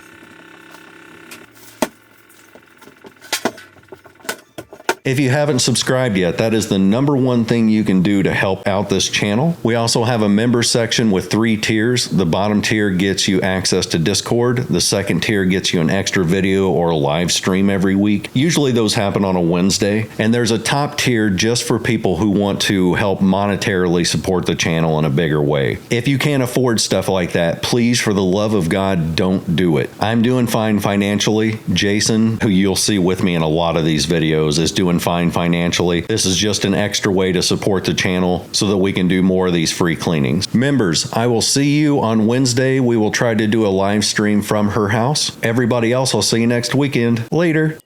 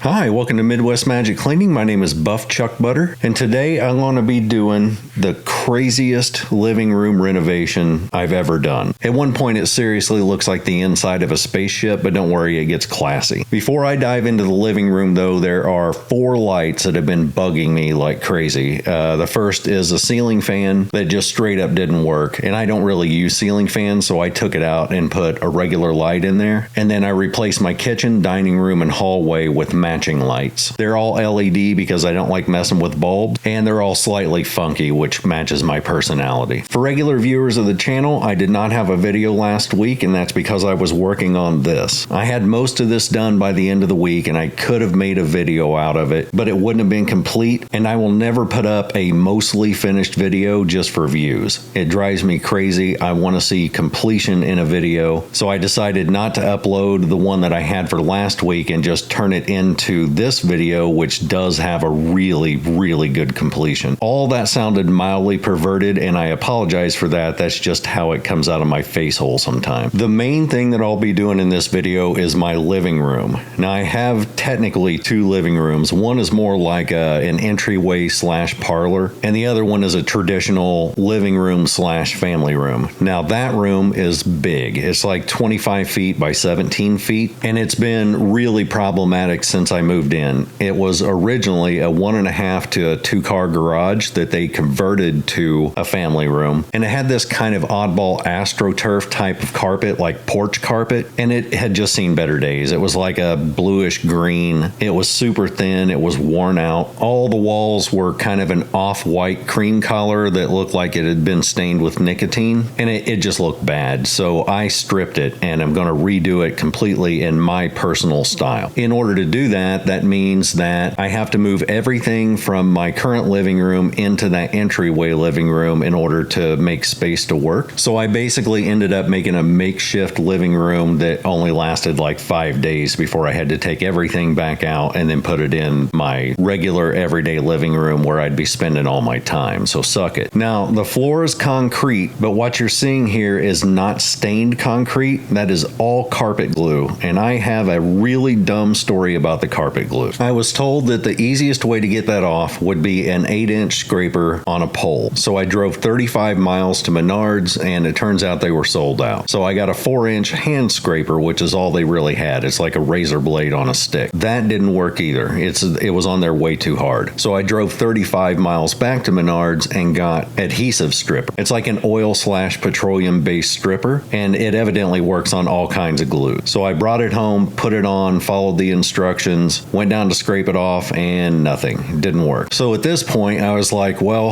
I've got to clean this up. So I made up some mop water and just put a bunch of it on there to soak. And then I was like, I will go to a local hardware store that's not 35 miles away and buy a belt sander and literally all their sandpaper, which I did. Came back home, tried that out. It kind of worked and kind of didn't. It wasn't working great. So I was like, all right, just clean up the old adhesive remover real quick and then we'll see what happens. I turn around and the glue where all the mop water was white. It had soaked up the water and softened. So I took my little hand scraper, went across it, and bam, it came right up. Turns out it was water-based glue and all I needed was mop water. I think I spent somewhere around $600 attempting to get it off before I found out that all I needed was just water and a scraper. So that was fun. It then took me 2 days of scraping by hand before I could get down to bare floor. And if you're wondering whether that sucked or not, it did indeed. It did in fact suck. It was a virtual black hole of suckitude. And I think I would rather suplex myself than ever go through that again. That was terrible.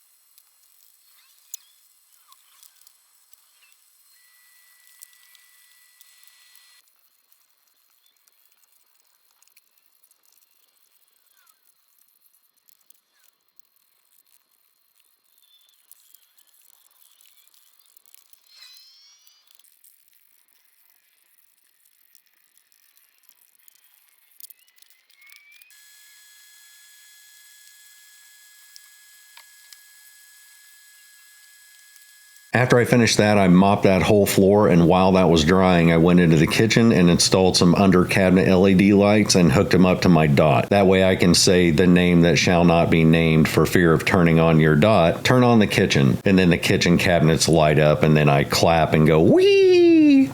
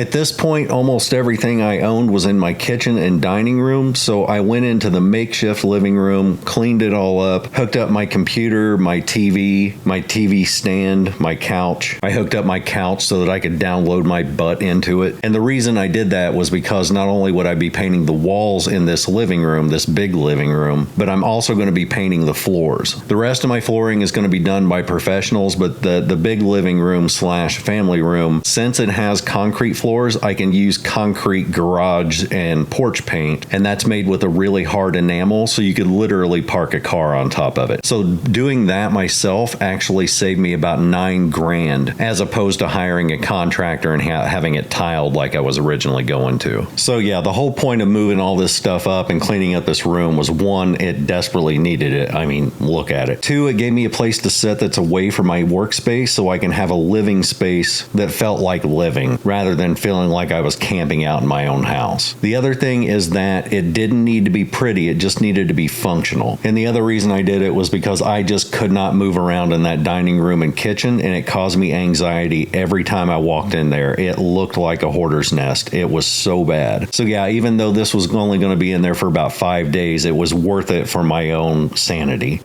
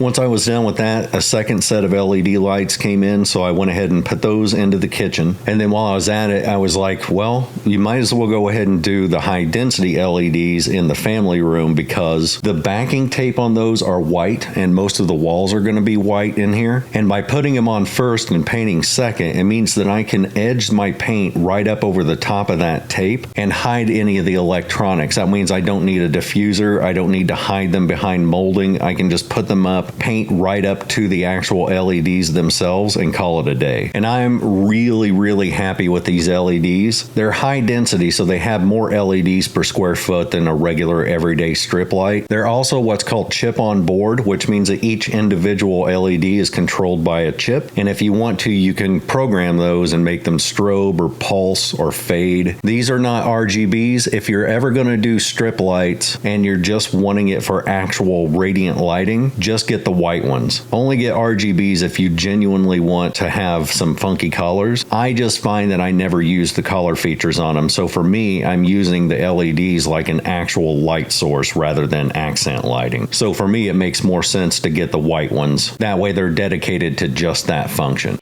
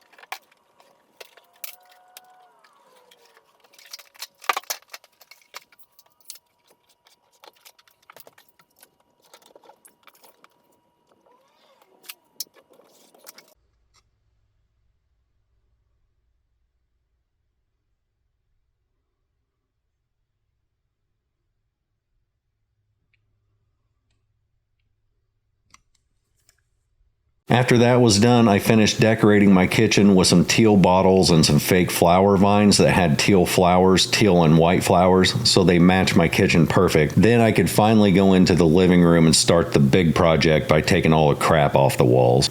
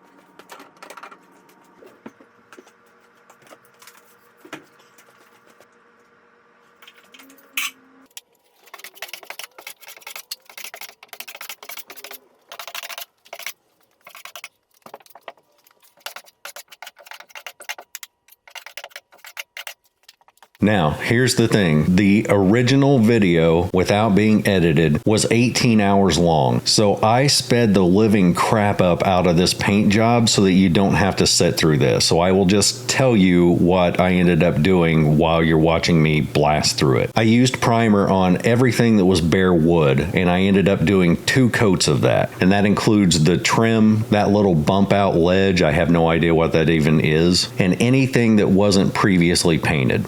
Window frame, I went ahead and did that too. Then for the actual painting, I used 3 colors. I used a true white, a really bright white, and all these colors are in satin. The white, I ended up doing 3 coats on, and at some places really could have used 4. Painting in white is kind of a pain. The blue is called Peacock Teal. That's made by Dutch Boy, and it's a teal but has a little bit more of a blue kick to it than a regular teal. It's really bright, it's really in your face, and so I use that sparingly. And what I did was I painted everything that was originally wood, I painted that teal. So every piece of trim, all the baseboards, I wanted it to look kind of like the room was outlined with a teal marker. And the final accent wall, which will be where my curtains were, where that big window is, I used a true neutral gray called Chromed. That was also by Dutch Boy. Now here's a big thing to remember when you're painting a room, especially when you've taken all the stuff out of it. A lot of times people will look at the room that they're painting and think, that's way too much white, or that's way too much gray, or that teal sticks out too much. But what they forget is they're basically prepping a canvas. You don't look at the rough sketch on a canvas and say, well, that doesn't look like a person at all. You have to trust the process, and you have to be patient, because what a lot of people forget is that the wall paint isn't decorations. Your furniture, your pictures, your lighting, all that stuff is the actual art room that goes onto your canvas. So all we're doing here is prepping the canvas so that we can decorate it with our furniture. So right now, and especially whenever we paint the floors, this is going to look like a monolith of white. It's going to look like it's too much. But trust me, we're going to break all that up with rugs and a gigantic couch and pictures on the walls, a ridiculous 80-inch TV, 7 live moose, a pack of very fancy wool, and of course, me. I consider myself a decoration. So if I could give you any piece of advice when it comes to painting a room, it's be patient.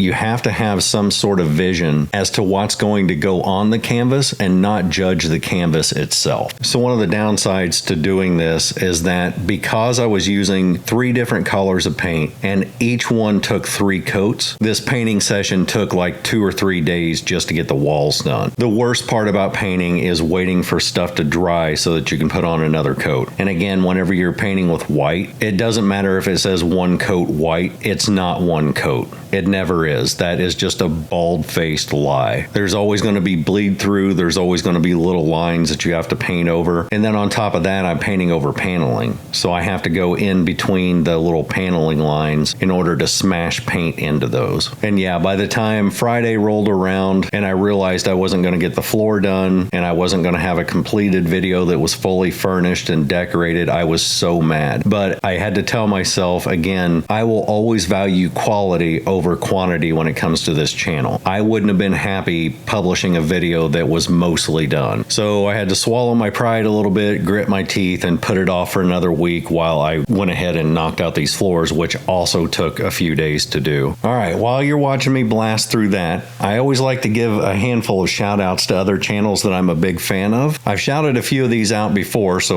old school viewers will already know of these channels, but if you haven't heard of them, they're absolutely awesome. The first is probably my favorite cleaning channel, which is kind of odd because it's not really about cleaning. It's about her personality. It's called Feral Tradwife. Her channel at its core is about her holding herself accountable and really learning how to deal with a super cluttered house at times. But her channel is not really about teaching you to clean. This is about her dealing with her everyday life. She has a largish family. 2 of her children are autistic enough to where they'll never be able to live independently. The house gathers clutter really fast and she has a lot going on. She's a veteran. She has PTSD. A lot of times she gets overwhelmed, but I've never heard her in a bad mood. She is one of the funniest channels out there. And her channel, like I said, is not really about teaching you how to clean or showing you tips and tricks. It's like hanging out with your best friend every episode. Her personality is straight up addictive. If I could only recommend one channel for you to subscribe to on YouTube, that would be it. The next channel is Remy Clog, and that one is kind of the same thing, but she will show you some tips and tricks, and you're kind of along for the ride with her. A lot of people always ask me to shout her out, and I have a few times on the channel. Remy and I have actually been online friends for a while, and at some point, whenever I get over my travel anxiety, I do want to go to the UK and do a collab with her. But great cleaning channel, great personality, super fun to hang out with. My current obsession on YouTube is Tia Weston's $1 house series. She bought a house that was used for massive storage for $1, and she has been renovating that, tearing out the old bad stuff, putting in new stuff, and she's basically redoing this thing from scratch, and it is amazing to watch. Super calm. That's one of those ones that you can put on at night when you're stretched out in bed and just chill. The last one is actually a gaming channel, but don't get scared. Even if you don't like games, Therm is his name, and he is one of the funniest channels out there. He's just a super smart guy who's really, really funny, and there's never a boring episode. That one is like hanging out with your craziest, funniest friend, but it's also got this heart to it that's super, super sweet. If there's any YouTube channel where I wanted to meet the person in real life, it would be Therm or Post 10. One of the two. You'll see what I mean if you watch his channel, because by the end of it, you'll be like, I really wish I could hang out with that dude for a day. All of the links to those channels are in the description. Give them a shout out, give them a subscribe, and give them $1 million because they all deserve it. Except Feral Tradwife. She's a piece of crap.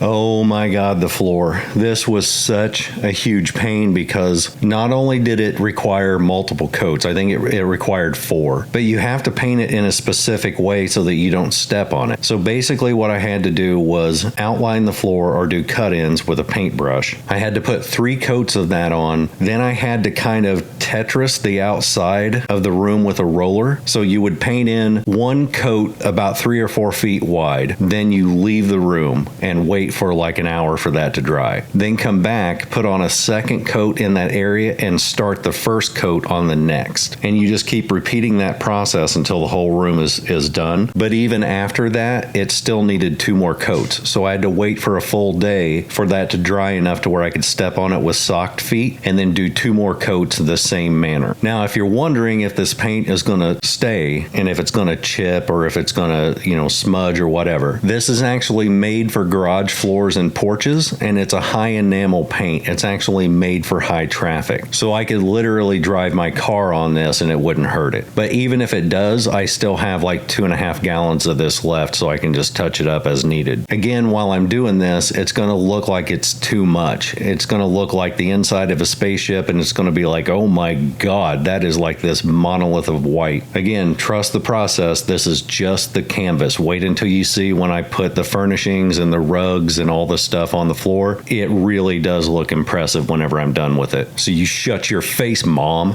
Mom!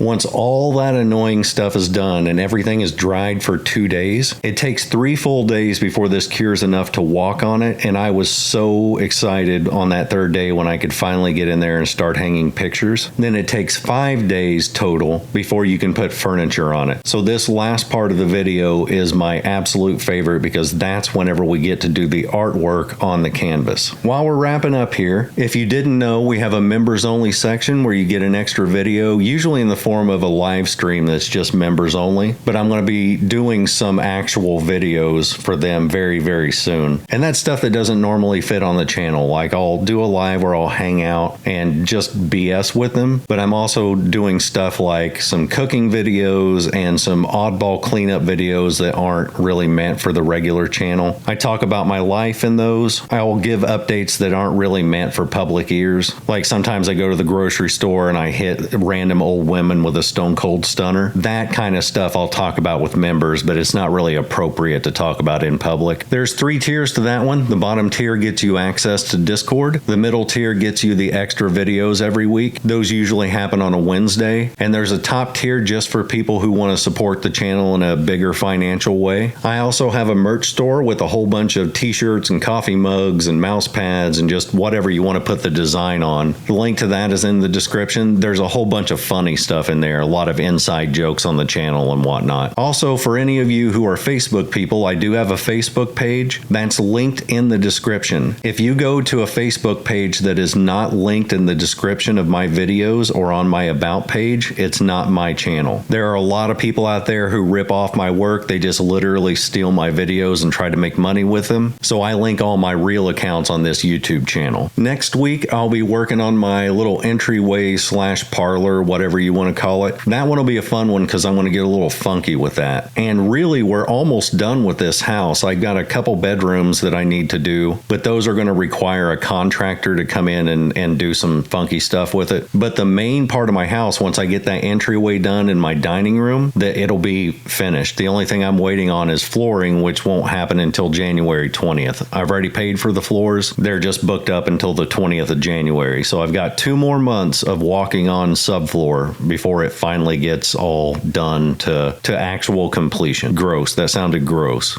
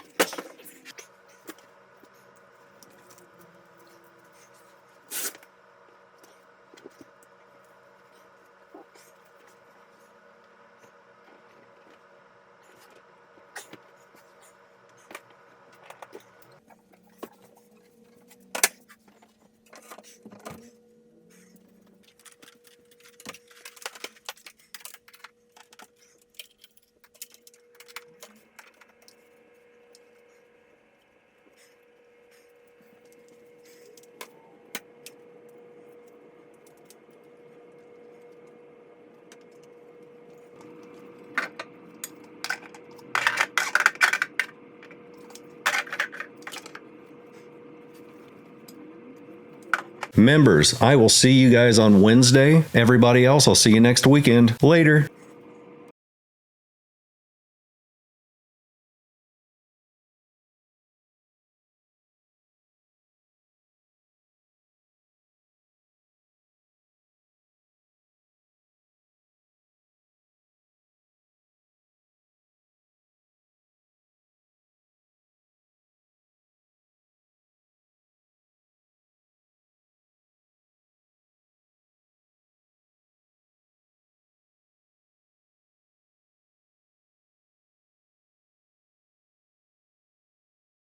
Hi, welcome to Midwest Magic Cleaning. My name is Paula Abdul, featuring MC Scat Cat, and this week I'm going to be doing sort of a second living room. This house has 2 living rooms, partially because the previous owners had turned their garage into this massive family room, but mostly it's because I'm fancy, and that's how fancy people roll. Now, I don't want this room to just go to waste, so I decided to turn it into like an entryway foyer type of room. I actually have no idea what a foyer is because I haven't Googled it yet, but I've been told that's basically what it it'll become. I figured it'd be a place where people can take off their shoes, and if they prefer, they can put on more shoes because I have a lot of shoes. And it can be a place to feature my stereo system. I have a 1981 Technics full stereo system with the original speakers. I guess when you think about it, it's kind of a show-off room. It's like, welcome, check out my fanciness, my fancitude. So anyway, the first thing that I did was remove the old ceiling fan and replace it with a fancier light. And that light has these little rectangular crystal things along the side that whenever you turn it on, kind of projects a wave-like light pattern across the walls. So keeping that in mind, I wanted to utilize that light and make this room kind of bright and airy, almost like beach-like. And what I'm about to do to the whole room is kind of a lesson in decorating. It's not really to show you how to reproduce this style, because I think this style is kind of uniquely me. I don't really know of any other houses that have this particular style. For instance, this is what my family room was,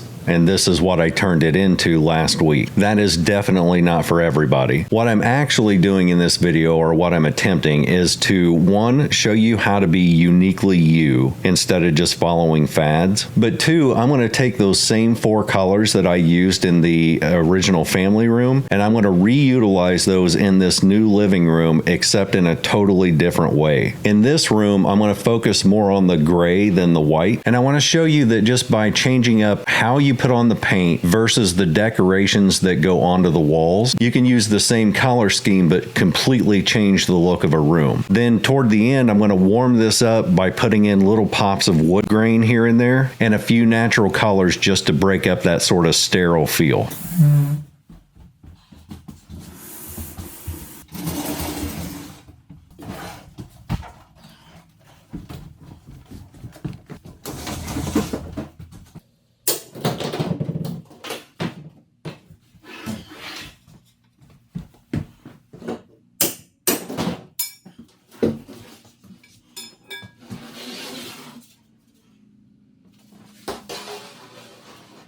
So to get things started, I'm just going to clear the room, and then I'm going to make a few minor repairs. I'm going to fill the holes in the wall with joint compound, caulk the upper molding, which I want to replace all the molding at some point, because whoever redid the room before me just used window trim. So I'm just going to caulk the gaps in that and then worry about fancying it up later. Then after I finish that, I'm going to start on paint, and we're going to keep these walls gray. However, the gray that's in there had 2 problems. The first is that it wasn't really painted all that well. There were a whole bunch of spots that were see-through. And the second problem was that it was too dark. That's the kind of gray that I like it, but it does look kind of dreary and dark, and I want this room to be brighter and fresher. I'm also only going to paint 3 of these walls for now, because the main wall that the couch is going to be in front of is going to be an accent wall, and we're going to do something special to that. We're going to utilize the dark gray that's on that particular wall as sort of an accent, and you'll see what I mean when we get to that. So you be patient, man. I'm not putting up with your impatience. Mom.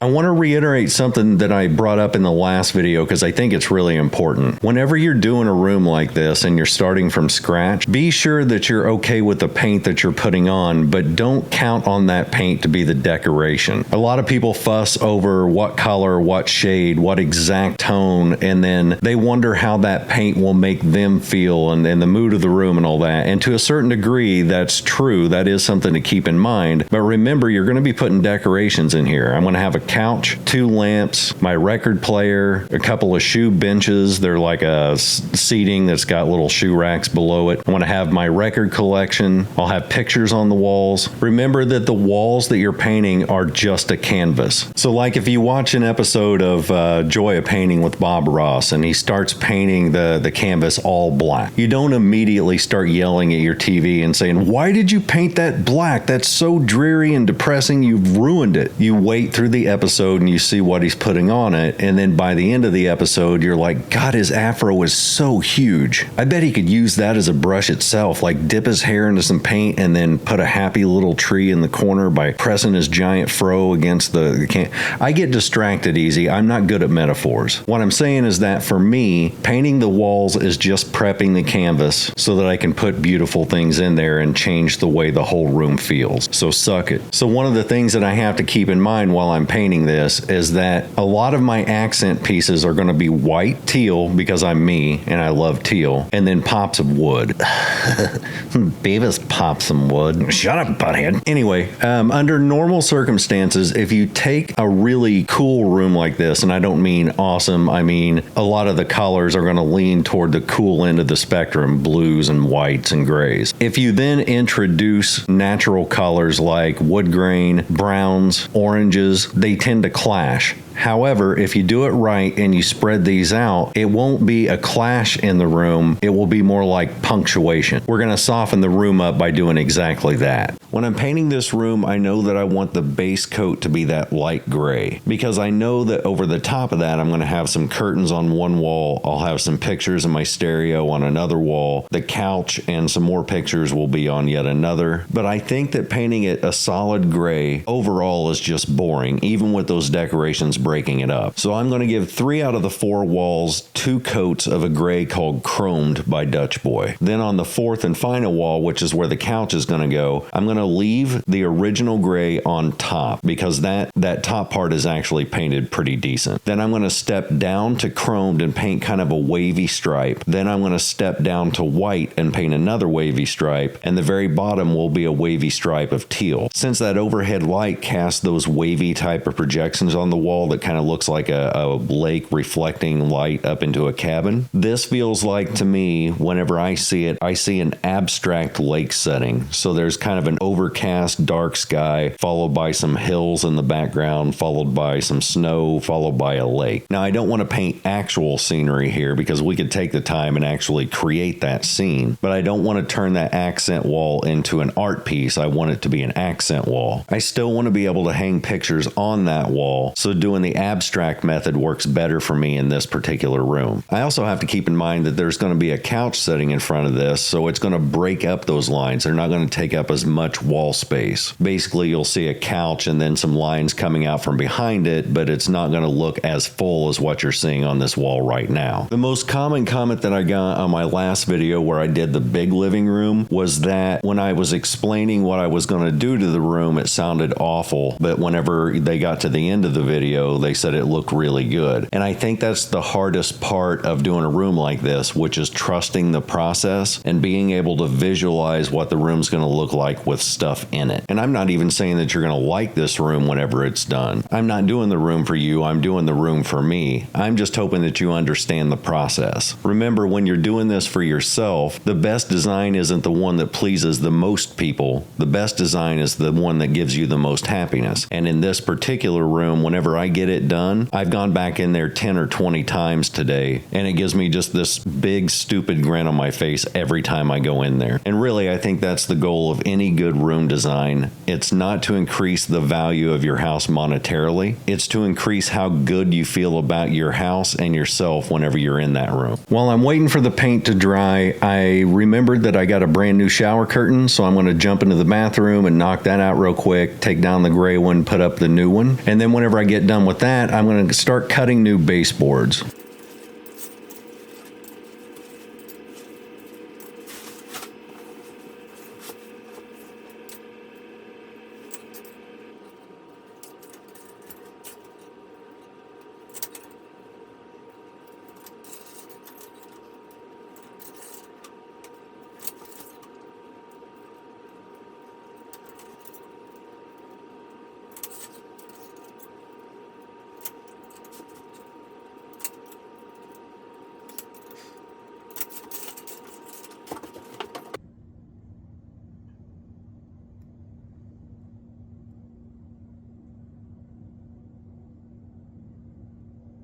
The baseboards that the previous owners had in there, they had started to remodel the house before I bought it. But whoever remodeled it just used window trim the same as they did on the upper molding by the ceiling. And so I wanted that gone. I needed something that was more like 3 or 4 inches tall to be more of a traditional baseboard. But I think even more important than that is that it gave me the opportunity to use my miter saw and my nail gun. I actually don't care what project I'm doing. As long as I get to use my miter saw and my nail gun, I'm fine with doing whatever. Sometimes I'll break those out for a project that doesn't even need it, like cooking. Would anybody else like another piece of ham? And they're like, no, we're fine. Are you sure? I got my miter saw out. I can saws you off a piece. And then they're like, get out of my house. I have no idea who you are. I'm calling the police. And then I'm all like, whatever, sucker, eat nail gun.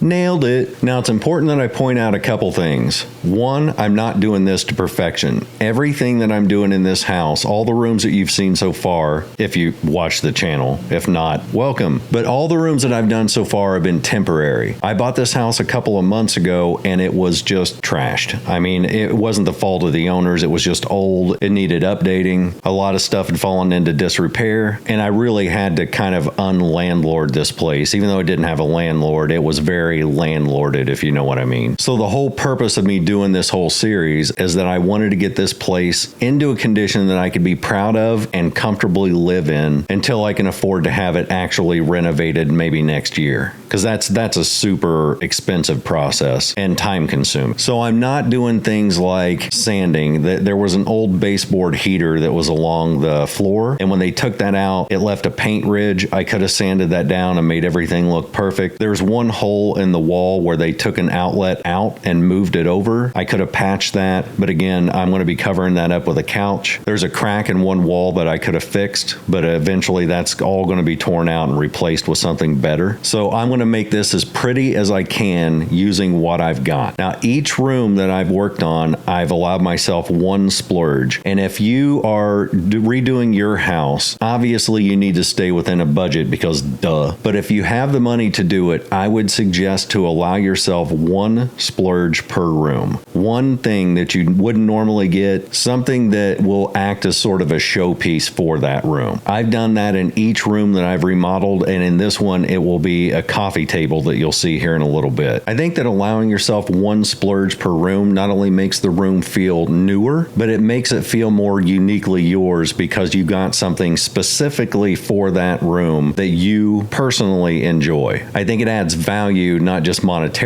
but mentally. If you want a cheap way to subtly change the feel of a room, change your outlet covers and your light switch plates. I changed mine from that cheap plastic stuff to a sort of brushed nickel, and I found those on Amazon for pretty cheap. I'd link them, but that would require me to go into Amazon, and I'm just lazy. Plus, I don't like to mess with affiliate links. Just look those up on Amazon, you'll find them. But not only does that change the look of the room by adding little accents around, but it also just makes it look higher end when all of your outlet covers in your house match. I just got nickel because I'm not a gold type person. I don't like yellowy metals. I like the ones that are more like silver, aluminum, something that's got a silvery sheen to it. And the nickel ones that I bought just look classier than the old cheap plastic ones. Plus, I'm fancy AF, son. Plus, I can hand one of those covers to somebody who visits my house and then tell them to give my nickel back and then laugh in a really high-pitched squealy voice until they leave, but not before spitting on me and punching me in the face. And it would be deserved. And sometimes you got to sacrifice in order to get people out of your house.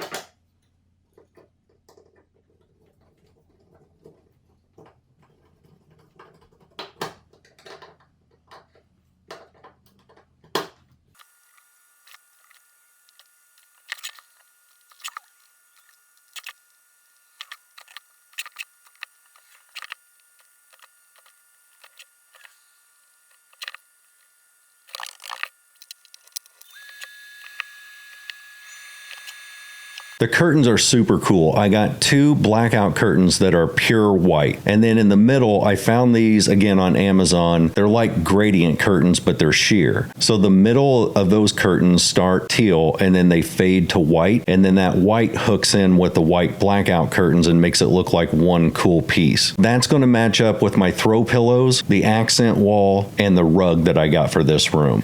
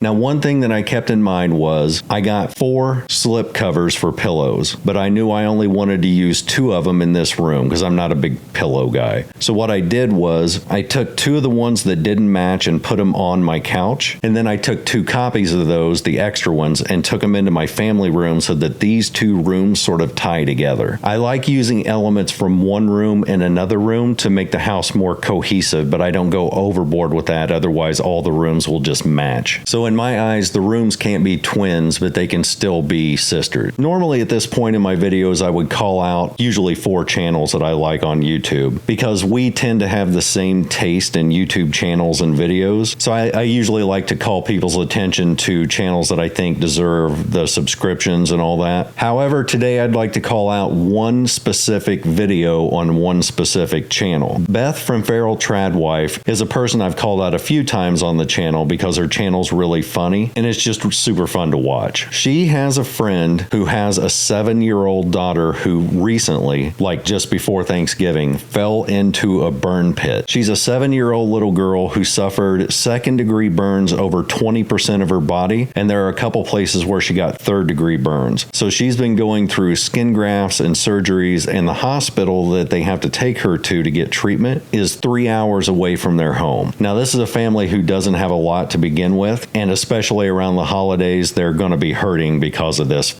financially. So Beth had a pretty good idea in that she would make a video that kind of talks about what happened, and then it's the rest of it's just her having fun. And then everything that she makes from that video through AdSense will go to support that family. In the meantime, for people who can afford it, she set up a GoFundMe where you can just donate directly. I'm going to leave links to both of those things in the description. The GoFundMe for people who can afford to give give a little bit extra to help this family out. And if you can't, please don't do that. It's tough enough around the holidays as is. This is just for people who are fortunate enough to have more than the average person. For those who can't afford to do that, I'm leaving a link to the video on Beth's channel. All you have to do is watch that. Let the ads play. If you hate Beth and you want to elbow her in the temple and you can't stand the sight of her, just let that run in the background while you do your daily chores, like while you're doing the dishes or spin kicking Moose in the throat, whatever it is you do in a day. I don't know you. But again, all the revenue from that video as well as the GoFundMe goes directly to that family. I could not imagine going through what they're going through right now. So I've donated myself. And so far that GoFundMe is getting up there. I think it's really going to help them out. And if you were kind of teetering on whether or not you wanted to become a member of my channel, just take the money you were going to spend on that and throw it right into that GoFundMe. Now, if you were on the fence on whether or not to subscribe to my channel, that sucker's free, son. Hit the subscribe button because we're working our way to 1 million subscribers and I really want that gold plaque. That's really the only thing that I want in return for the channel is the gold plaque. But I can't get it unless people subscribe. We're already past 650,000.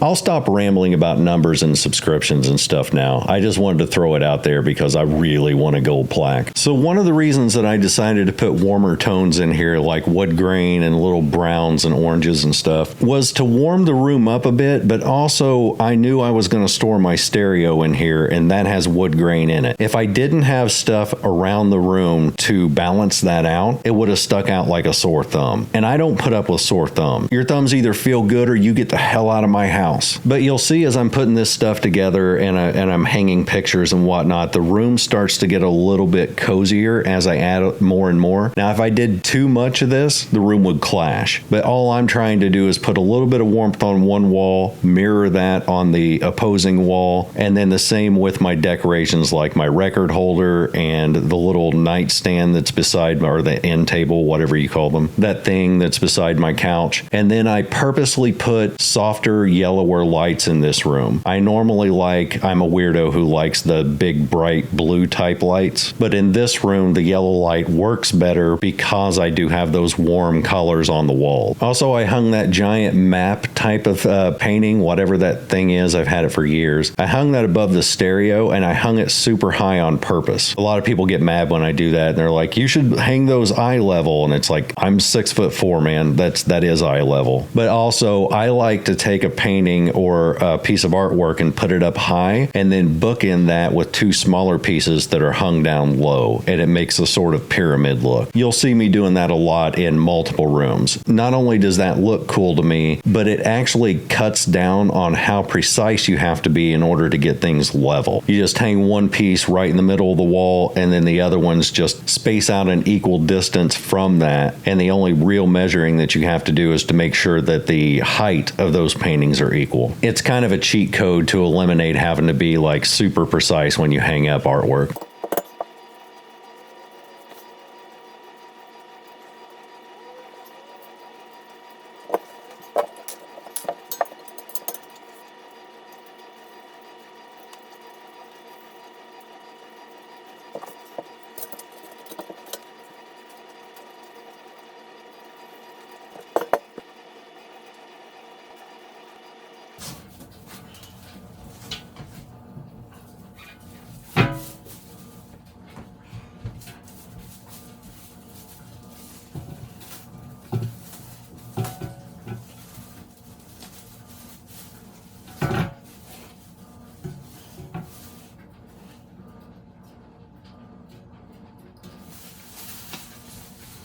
So you're aware, I only have one more section of my house to do before the majority of it's done. I've got 2 bedrooms and a spare bathroom that I'm not using right now, so I'm not going to dive into those just yet. But all I have left is a dining room and a T-shaped hallway. I may or may not do a video on those depending on how in-depth the decorating gets. But what that means for you is that I should be back into cleaning people's houses for free very, very quickly. The only reason I'm still continuing this series is because this is something that has to be done in my regular life. And I'm spending a lot of time and effort to get this stuff done. I don't have time to do this and clean other people's houses right now. So I figured I'd make a video out of what I'm doing here. Then once I'm done with my house, I can jump right back into cleaning for other people. So yes, that is coming. No, I have not stopped doing that. I just needed some time to get my personal things taken care of before I jump in and help other people. So just give me another couple weeks to finish up my house, and then I'll be right back to cleaning. Just be patient, man. Be patient before I spin kick you right in the shoulder blades. I don't even care. I'll do it. I'm crazy, son. Members, I will see you all this Wednesday. Everybody else, I'll see you next weekend. Later.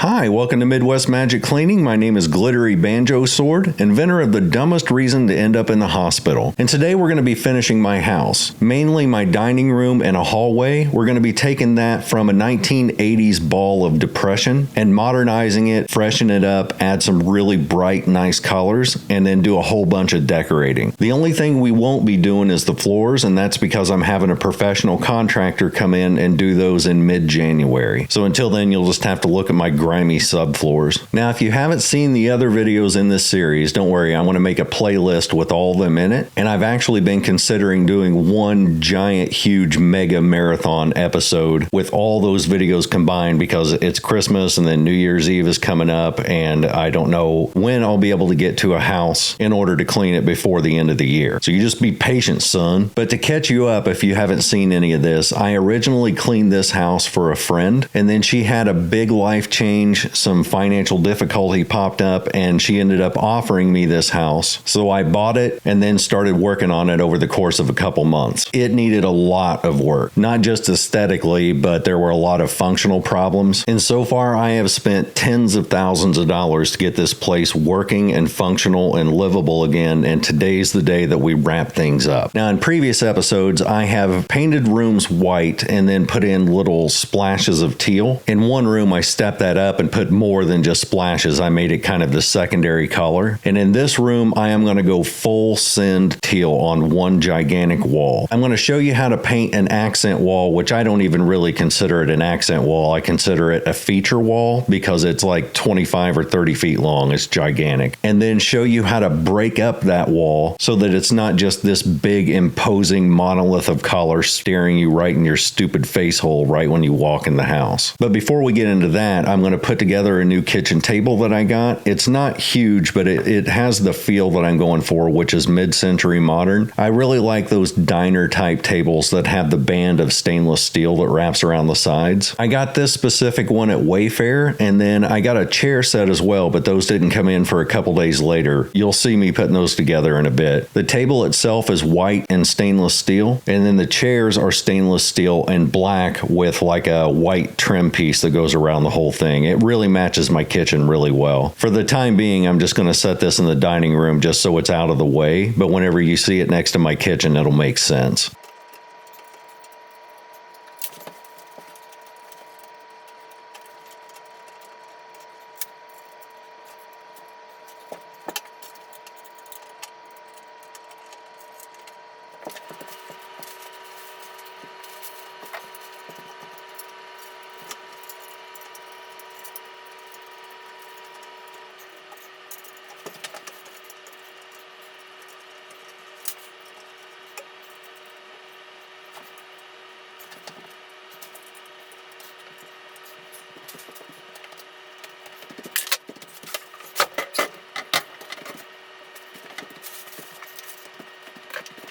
After putting that together, I went to Hobby Lobby and got a bunch of fake flowers. So right above my TV is where my LED lights branch off of each other, and then the extension cord comes from that down to a plug-in. That leaves a big piece of my wall that it just has this big ugly cord in it. So I covered that cord with some fake vines, and then I'm going to put together these sort of like bouquets and then put them on either side of that vine to fill out the wall. It doesn't look the world's greatest, but I wanted some sort of a feminine touch in here, and little blue flowers that match my teal trim. I don't know, it just makes it look homier. Plus, whenever I get it all done and hung up, one of my friends said that it looks like a little man who's holding out two battle axes, so that might counteract any sort of feminine touch that accidentally touched my bachelor pad. But to do that, all I did was bundle up these flowers, zip tied them with a green zip tie, and then just put a drywall screw right through the middle of the stems.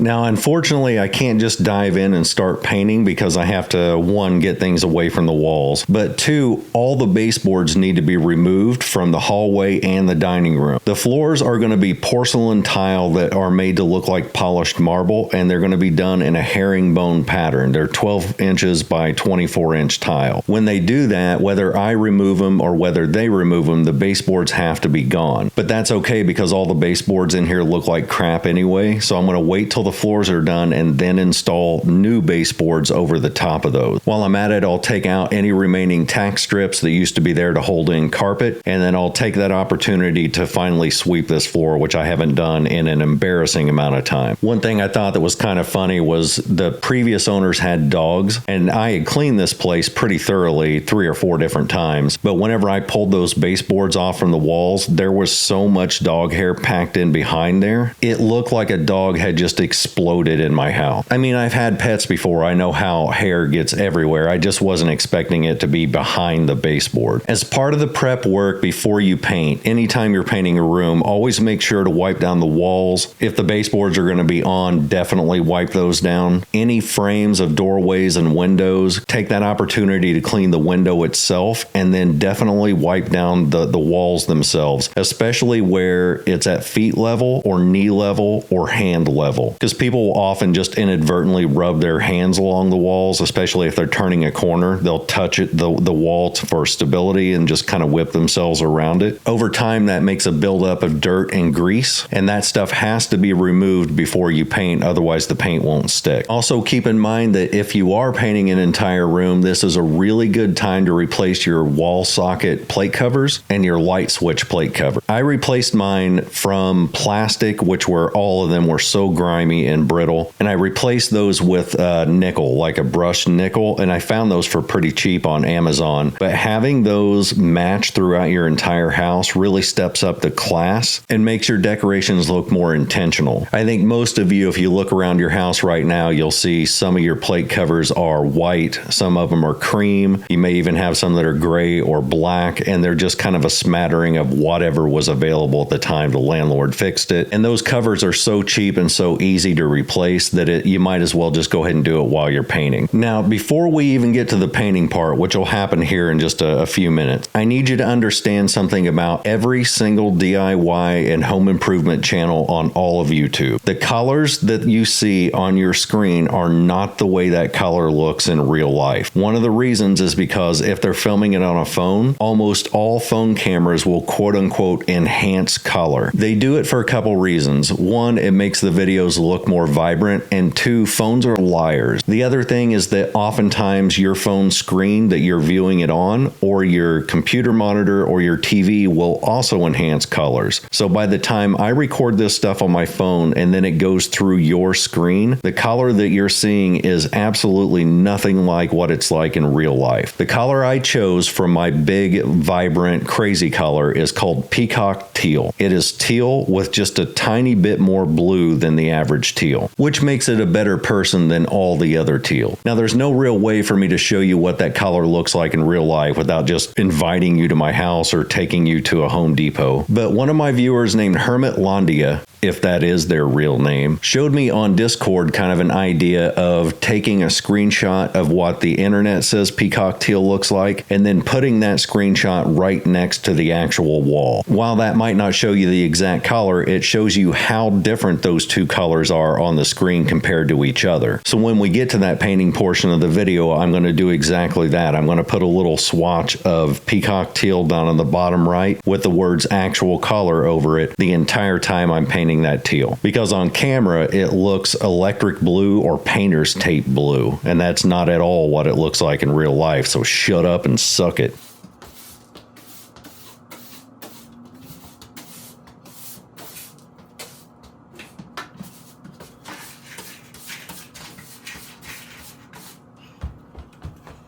The only other prep that I got to do is fill in a few old nail holes and screw holes in the walls, and then I'm going to have to prime all the exposed wood, otherwise paint will just peel right off of that. All the rest of the walls that I need to paint are going to just be stark white. Remember, I mentioned this in a bunch of videos. I want to mention it again. Your walls are not the art. Your walls are not the decoration. Your walls are the canvas. So we're just prepping a room the same way we would prep a canvas by putting background color on it, and then we're going to decorate it with our pictures and furniture, the blood of our fallen enemies, and maybe some plants. So when I get this accent wall or this feature wall done, it's going to look like way too much. It's going to look like a football field just covered in electric blue. But one, like I said, it's not the actual color, Mom. And two, we have to keep in mind that we've got a gigantic shelf system that's going to be on there. We got pictures. We have a huge set of curtains to break that up. And in the end, if it looks bad, like really bad, you step back and you're like, why did I do that? You can always just set your house on fire. Or wait, no,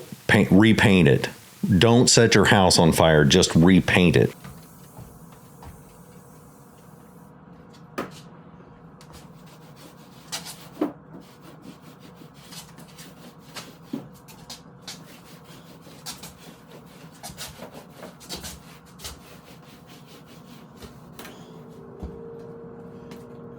Now, there's one thing that you need to be aware of when painting. Typically, and this is just a general rule of thumb, and it varies depending on what type of paint you got, what brand, what thickness, what sheen, but as a general rule of thumb, dark colors typically take 2 coats. Light colors usually take at least 3. I'm not going to make you sit through all 3 coats. I'm just going to fast forward this and just really speed it up, and you're going to see 1 coat through, each of the room. But my white ended up taking 3 coats, and the Teel ended up taking 2. One of the questions that I've got in past videos where I've showed me doing the kitchen and living room and all those other rooms is why did I choose such a bright white and why did I choose such a bright blue? I'm autistic and I like really bright colors that energize me. They make me feel good. They make me feel happy. And really bright white reflects light so well that during the daytime you don't need any sort of residual lighting. My hallway looked so bad because it was painted like an off-white cream color to begin with, and it was stained with nicotine, and to me it just looked dirty. No matter how much I cleaned it, it always looked like it was just covered in filth. Every time I looked down that hallway, it looked like a foreboding dungeon entrance, and once I painted it white, and especially once I got artwork up on it, it finally feels cheerful and inviting. But the other reason that I chose those colors is because I'm an adult. I do what I want. You don't tell me, I tell you. It's my house and I own it. If I want, I'll paint it with tapioca pudding.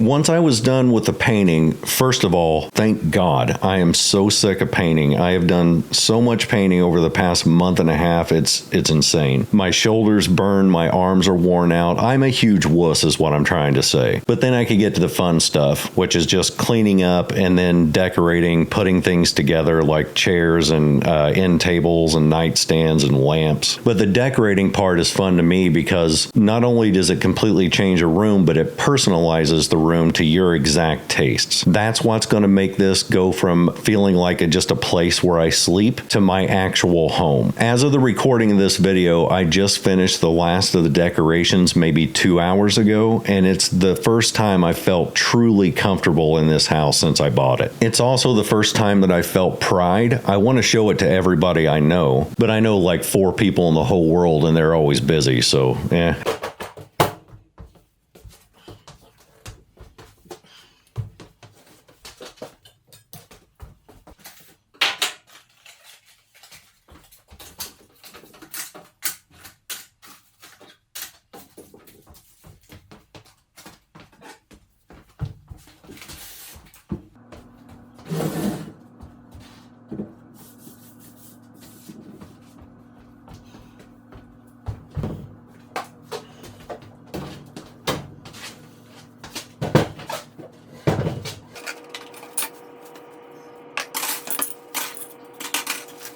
Oh, by the way, I found those lamps by total accident while trying to find some home goods on Amazon, and they look green on here for some reason, but they, again, are the same color teal as the rest of the house. They matched it perfectly. If I was using those as a primary light source and not just for accents, I'd be a little disappointed because they can't handle 100-watt bulb. They can only handle 60-watt, and they're a touch tone lamp or a touch switch lamp, and they can turn on LED bulbs in 3 levels of bright. Now, I can also turn on LED bulbs, but I have to take my shirt off first. Hi-oh! I'm just kidding. LED bulbs don't get turned on. That's silly, you silly ass.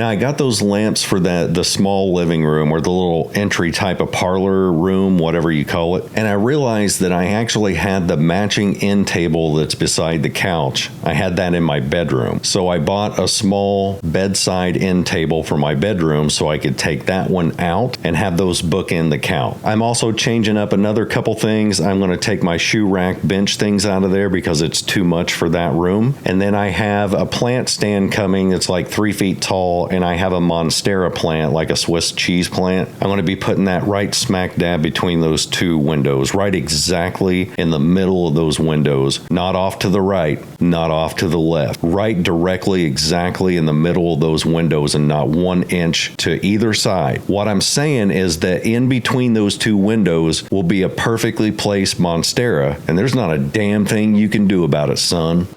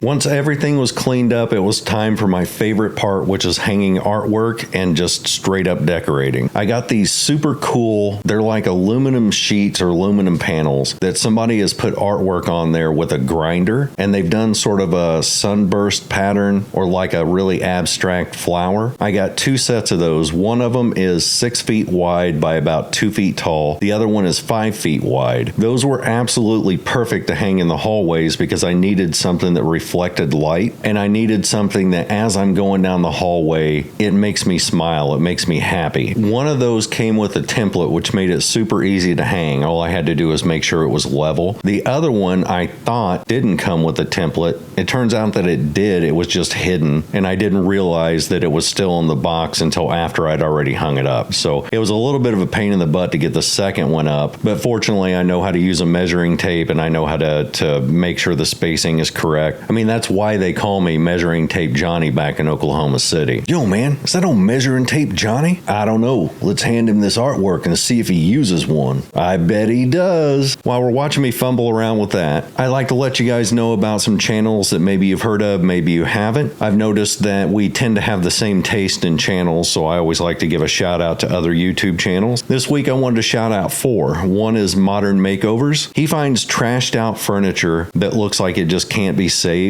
And not only does he save it, but he turns them into just these incredible works of modern art. It's so cool to watch him do his thing. His editing is top tier, and his skill level with furniture is absolutely amazing. I could just watch him for hours. The next is probably the weirdest thing that I've gotten into in a while, and I apologize if he sees this and thinks I'm calling him weird, because it's not. It's called Regal Gentleman, and it's a guy in the UK who's just cutting people's hair, but he has conversations with them that are super, super interesting to me. And then he also talks to guys about hair loss and ways to either save it or shave it. And for whatever reason, I can't stop watching him. To see the transformations that he makes on people is pretty amazing. The next one I don't know how to pronounce because I've never heard her say it out loud. It's spelled M-R-I-Z in all capital letters, so I don't know if it's M-Riz or Mr. Is or just Mriz. But if you are into Stardew Valley at all, you need to watch her. She has an addicting personality, super sweet. You learn things about the game, and it feels like hanging out with a friend. It's just a fun channel to watch. And the last one is one that I've called out several times, but I can't give it enough praise. It's called DIY Tiff. She is an average, everyday person who is really good at DIY stuff, but she's learning as she goes, and she calls out her mistakes. She's really funny. I learn something every time I watch one of her videos, and it's just hilarious to watch Tony putting up with her when she gets to be a little bit of a pain in the butt. If you haven't subscribed to this channel yet, that would be a perfect Christmas gift for me. For those of you who aren't YouTube savvy, the subscribe button is usually right underneath this video or on my main channel, and that doesn't cost anything at all. You just click that and it'll show you my videos on your main page. For those of you who are YouTube savvy and have been around for a while, why haven't you hit the subscribe button yet? Are you trying to provoke me? I'm not putting up with it. I'm not putting up with it. Anyway, for those of you who want more than that, I do a live or an extra video every week, usually on Wednesdays for members only. I have 3 tiers of paid memberships. The first tier gets you access to Discord. The second tier gets you an extra video or live every week. And the third tier is just for people who want to support the channel in a bigger monetary way. Normally, my videos aren't home improvement. They're not DIY type stuff. They're not decorating. They are cleaning for people who typically have mental disorders. I oftentimes do free cleanings for people with severe hoarding disorder, and sometimes some of those cleanings, if they were to hire professionals, would be $10,000 to $20,000 to do. Now that I've gotten my house caught up, I will be jumping right back into cleaning for free very, very soon. But that's typically what I do on this channel. The only reason I'm doing these types of videos right now is because I had to take off 2 months to get my life back in order and to get this house into shape where I could live in it. I post videos every week, and the problem with that is sometimes I just forget to take care of myself. So for these last 2 months, that's what I've been doing, is taking care of me. As of the recording of this video, we're sitting at 655,000 subscribers. Once we hit 1 million, we get a gold plaque, and that's all I've ever wanted out of this channel, is just the gold plaque, because I think it's cool.